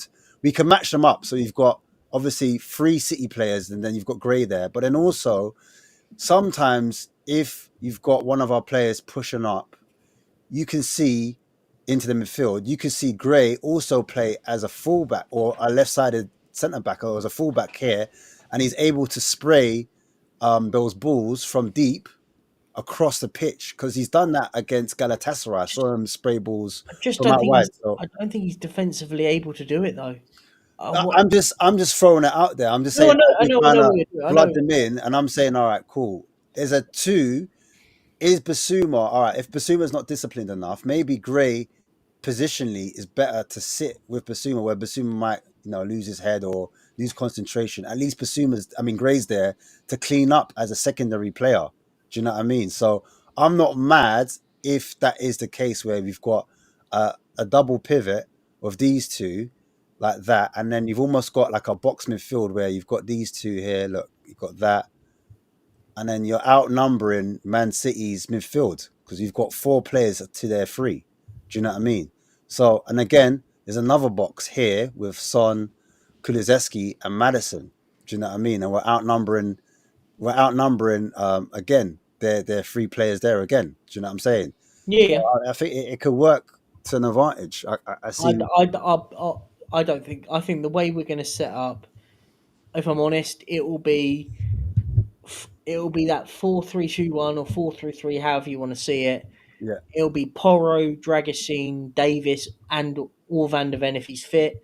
Udogie, Basuma, Sarr. I think Sarr is important in this game. I think Sarr's going to be very, very important in this game. And then it'll be one of Madison or Kulizeski. Probably Kulizeski. It won't be Madison. He doesn't like Madison it. will come out. Madison will be on the bench, and then it will be Son, Solanke, and Johnson. That'll be the team. Yeah, it will be. That's going And to I be was just throwing it out there as hypothetical because sometimes I like it. I like what you're doing because it's changing bits and like I like the sort of adaptations of things that we've got. We've got players that can play very differently in different roles and have qualities in players and stuff. We do have I'm not. People think I'm this sort of super negative and stuff. I actually think we've got some all right players. I think when everyone sort of says it, I think likes of Sarr. I think Sarr. I don't know what he is, but what I do know he's good at is very good in transition. I think Kulu's playing all right at the moment. I think that front 3. Sorry, it is late. I do apologise for the hefty yawning. It's I'm gonna end it 2 soon. o'clock. 2 o'clock in the morning. Do you know what it is? Because I know what you're saying. You don't know what Sarr is. I think if I'm going to profile him, I think he's an old school box to box midfielder. Yeah. So the same way the same way you look at what's his name, that box office just mentioned, that's at Atletico Madrid. Conor Gallagher. Conor Gallagher gets up and down the pitch. He's got an engine on him. Yeah. Covers a lot of the ground.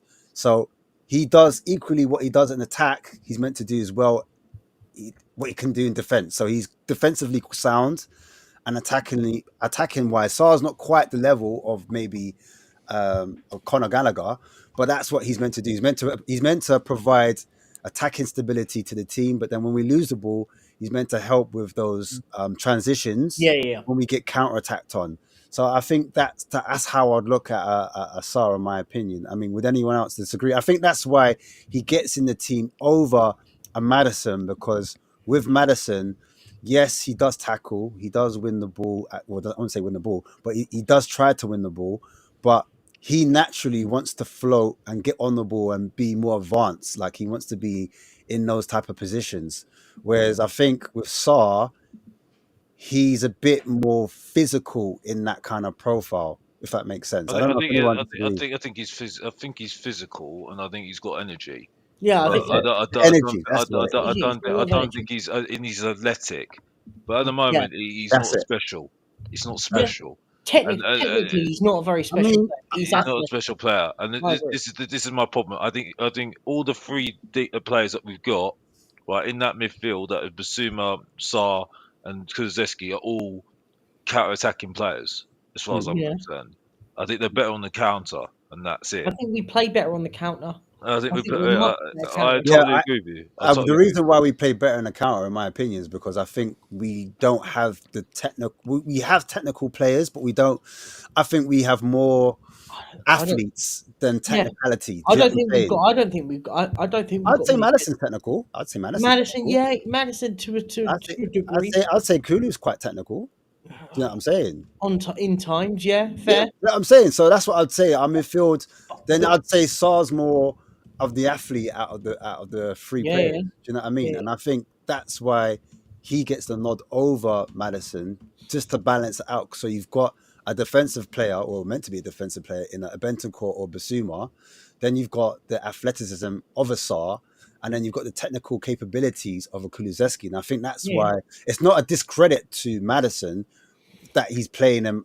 He's not playing him. I think it's just the position. That's just how it's working out. Do you know what I mean? No, I get your point. And it depends on who we're playing. It depends on the circumstance. But I'm going to end it on this, yeah? And it's the last player we're looking at, and then I'm going to end the show because we've been going for 3 hours, and I do want to wrap up, and everyone's tired. So the last player we're going to look at, his name's Andy Diouf. Andy Diouf, yeah?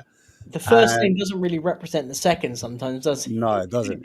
Andy just sounds like the bloke that has the white van that just will rock up. And yeah, Andy. Or Toy Story. Andy from Toy Story, yeah. 9 million euros transfer market has it out. He plays for Lens in Ligue 1. He's quite tall, central midfielder, and I think he profiles similar to a Pape Sarr. Some people might think, do we need another Pape Sarr in the squad? I don't know. It could be that maybe Ange didn't get Conor Gallagher and he's thinking he wants a player. And I know Jacob always says it. Ange likes players that can do all three things. He doesn't like a 6 or an 8 or 10. He likes players that can do all three. And so maybe this is the profile of this guy who played in defensive midfield. He's played in attacking midfield. But I just see him as a centre mid, similar to like I said, Sarr. He's played at Basel as well. Here he is. He plays in a 3-4-2-1 system, so he does play in a double pivot. So he's familiar with that system. There's his heat map as well. If you look at his data, the progressive passes received, which I do like, in a good position. Successful take-ons, that's his strength. Progressive carries, that's his strength. Shot creation actions, quite good as well. Tackles and interceptions, not so strong in those areas, so you can need some work. Goals and assists for the season, shot creation action. Don't know. Whoops, a daisy. Just like get the sound off, you know. Discotheque. Copyrighted music. I know, right? But it's fast. Because it's fast, they won't recognize it. Don't worry, I got you. Don't worry, we got it. We got it. Let me pull it back a little piece. Whoops, a daisy. So yeah, GNA, blah, blah, blah. Shot creation actions, not very impressive. But yeah, here's a shot. So he needs to work on, but that's a great finish, to be fair. I'd say he needs to shoot a bit more. That's what I need to say. I think he needs to shoot a lot more, show some of his actions, because he's not bad at it, but he just doesn't take a lot of shots. And you want your attacking mid / centre mid / defensive mid to get your shots off. But here he is anyway in that final third. He's not bad at it. Just needs to do a lot more. But successful take-ons, he's top level. Progressive carries and carries into the penalty area. That's what I was meant to say with the likes of Ramsey. But here he's good close control, looks after the ball. They're able to take 2-3 players, turn on himself as well. He's left-footed, by the way, guys. Good left-footed player. He uses his right foot to control. He's not just all left foot, but he's able to shrug players off. He's got a lot of physicality, good height about him as well. Quite tall fella. Again, shrugs players off. On that kind of channel, he's able to run into the box, beats a player on 2 players here in the midfield, and uses his dribbling ability to get away from players. Good in tight areas, as you can see. Good in tight spaces. Good midfielder. Good athleticism, like I said. A little bit, a bit more sure than Sarr, I'd say, in terms of dribbling. But still a bit raw as well. But yeah, good first touch here. Gets it out of his feet, then beats the player. Someone that can get the players up the pitch, take 2 or 3 players on, through the midfield, running at the heart of players. And I can see why they're looking at him over, maybe if they can't get a Jacob Ramsey, they're looking at this type of profile of player to kind of run in between the players through those carries, through those dribbles, take through 2 or 3 players on, start the attack from defense into attack, take them on head on. But Basuma does this, though. That's the thing. But Basuma hasn't been doing this, bro. I'll be honest with you. The first 10 games, Basuma was doing this. Then he, all of a sudden, that's come out of his game. It's like his bravery has stopped. And I'm like, what's the point of Basuma now? He's got potential, but the point is he needs coaching to make him better. Well, I don't know. Like, I'm just saying, like, if we're going to get Ramsey, and I'm looking at the profile of the player, he looks similar to a Sarr, but I think he's got a better dribble technique than a Sarr, if that makes sense. No, I'm not saying he hasn't got good dribble technique, but I think you said something very potent. He doesn't shoot. Yeah, I think that's what needs to be worked on. I think because I'm here to if I'm doing a scouting report, I've got to mention some of the flaws and things that I think he needs to be working on. But it's down to him as an individual to want to get better. A bit like some people would say what Kulu was Yeah, saying. yeah, He yeah. wants to kind of, I get what you're saying, but this is where the coach. This is where I doubt the coaches does well, because you could he, well, We you need could say, Ashmatic in, man. we could Ashmatic say no, we could say no. But the thing is, Kulusevski, right? For example, and I know you don't like Kulusevski, in. but Kulusevski came out and he said that he's working hard to improve on his game each and every game. Like he's not happy with his performance and he wants to become a better player. Is that down to Ange for him to get better, or is it down on Kulu? it's So both. it is a bit of both. I agree. Both. I Yeah, said yeah. it is a bit of both, and that's all I'm saying with this kid here. This kid here, if he wants to get better at shooting, he needs to get on the pitch every day, like Beckham used to do. He used to get those cones out and practice those free kicks. Same with Lampard. Lampard used to work on his shooting. He wasn't the fastest player. What did he used to do? He used to sprint up and down just to get a bit of speed. So it is the coach, but then it's down to the player to put those extra hours in and put those extra hard yards in. I don't know if he has the character. I'm not too sure. I don't know. But I'm saying for what I see, the raw ability, I can see why the club are looking at a player with this type of profile, especially at that fee, which doesn't cost us much. And especially if we need to replace Skip, in my opinion. Yeah. Skip was the engine. And if we sold him for 25 Skip was million, the engine. no, I don't want that car. Wait. Skip, He I mean, in played that terms role, of profile, profile. Skip isn't a player that can dictate play through passing, do long passes or, short passes. And he's not that type of tempo. Well, didn't he player. have that beautiful pass to Timo Werner that he blew? Yeah, but that wasn't that his. was a long I don't one. think that was his. I'd say I know. Højbjerg's game. I'm just joking. I'm just joking. Højbjerg's game is more long balls, like line breaking passes is what I'm trying to say. I don't think that was Skip's game. I think Skip's game was more hard working, getting around the pitch, etc., etc. And I think this player would be, for example, a Skip replacement, in my opinion. Not a Højbjerg replacement, more like a Skip replacement. Someone to challenge Sarr, because I think like Sarr hasn't got that much competition in that area. And I'm seeing this player, what he does. In terms of challenges as well, and tackles and interceptions, not too bad, just behind Sarr. I put Balibo in there. Sugo, again, a lot of player I really like. Joe Bellingham, who I'm going to talk about next week, who we're looking at, he's quite high up in the metrics in terms of winning that ball back. There's recoveries as well. I like it. I like in your scout report. If only you were for Spurs, Ashmatic, we'd actually sign some more players. I'm telling you, every time he does one of these, I'm like, sold, sign them all. But but look, what I will say, and I'm not going to. I'm going to a little bit negative here. Be careful. Put your hands in your ears if you don't want to hear. No, we need this. We need this. Isn't no disrespect to him. This kid looks all right. Looks like a nice player, but isn't it just sum up Tottenham right now when? Like that's the sort of player I look at Brentford signing. No disrespect, but that's to be fair. Brentford, Newcastle, and Crystal Palace are all in for it. Yeah, but I can expect those. Maybe Newcastle at the moment with the way that their ownership thing is going on, I can understand it. I mean, do you know what? Him in a midfield with like a Bruno in midfield would look quite good actually. That they, when you look at two players, you go, "Oh, those two would work quite well together." But I just think like we're looking going. Do we want more? I like it what you're doing, by the way. Really, really good and actually good player. But I just think is that do we need another player like Papa Matasar, or do we need, as we spoke about earlier, a different profile of a midfielder? Because I think that's what we need at the moment. I'm just saying, and I agree with you. Like, I don't know if he's here for January. Do you know what I mean? Boys, I do gotta go. My wife needs me for dinner, so I'm gonna wrap up now as well because it's but late. big up everybody. I want to say y'all need to hit the like because this channel, you get like if Tottenham subscribed to this channel, you know what? I think we'd be at least 33% more efficient in our business. Big up, Jake. Because you know what? Like I said, I still think about those two left backs. One of the last times I was on doing one of these, and I was like, wow, I really like these guys. I really like both of them. Sign them both, Ash. Yeah. So I just think you have a way of presenting players that is unmatched and unrivaled. Honestly, I haven't seen another channel that kind of does it that way. So big up to Ash. And if you got to hit people say box office glazes, but you know what? You can't glaze something when it's like superfluous to the glaze, man. It is above and beyond. Ashmatic gives me players. Yeah, These I'm not players gonna lie. You for tell me players, free. Ashton, I'm like, For all right, I free. guess I'll look into them. I get them on the SofaScore app, and then scout them on FIFA. What's their attributes on? What does the FIFA scouts say about them? Yeah. And usually they agree with Ash. So, But He you gives know me what? players Big for up for that. free. He gives me players gives for me free players for every free. Tuesday night. so hit a like. That's what my point. He's doing Yeah. it for free. Hit a like on the damn video. Yeah. I want. He gives me players for free. Has to be on a T-shirt somewhere. He gives me players for free.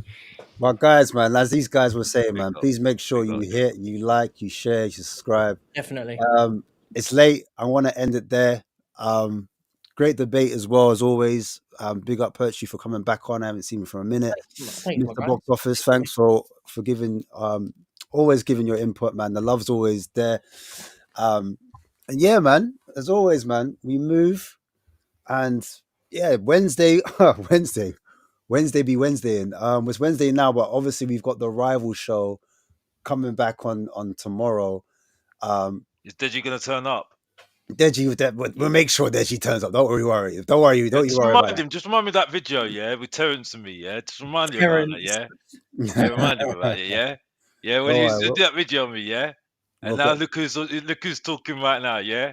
we'll And I still, he still turns up, yeah, but he knows it's coming. He knows it's coming. apologizes. He apologizes. But yeah, man, we'll get those guys on tomorrow, and we're gonna do the damn thing. We'll speak about many things. Rivals, of course, Man United, Amarim, of course, Newcastle, Chelsea, Liverpool, amongst others, Arsenal. We're definitely gonna talk about those guys. But yeah, man, I still can't find Stefan. Where's Stefan? Where is he, bruv? it's mad. But Where's yeah, Stefan, bruv? guys, make sure you please like, you share, and subscribe on the way out, and tell a friend to tell a friend, man. Big up, and always come on, you Spurs. Come on.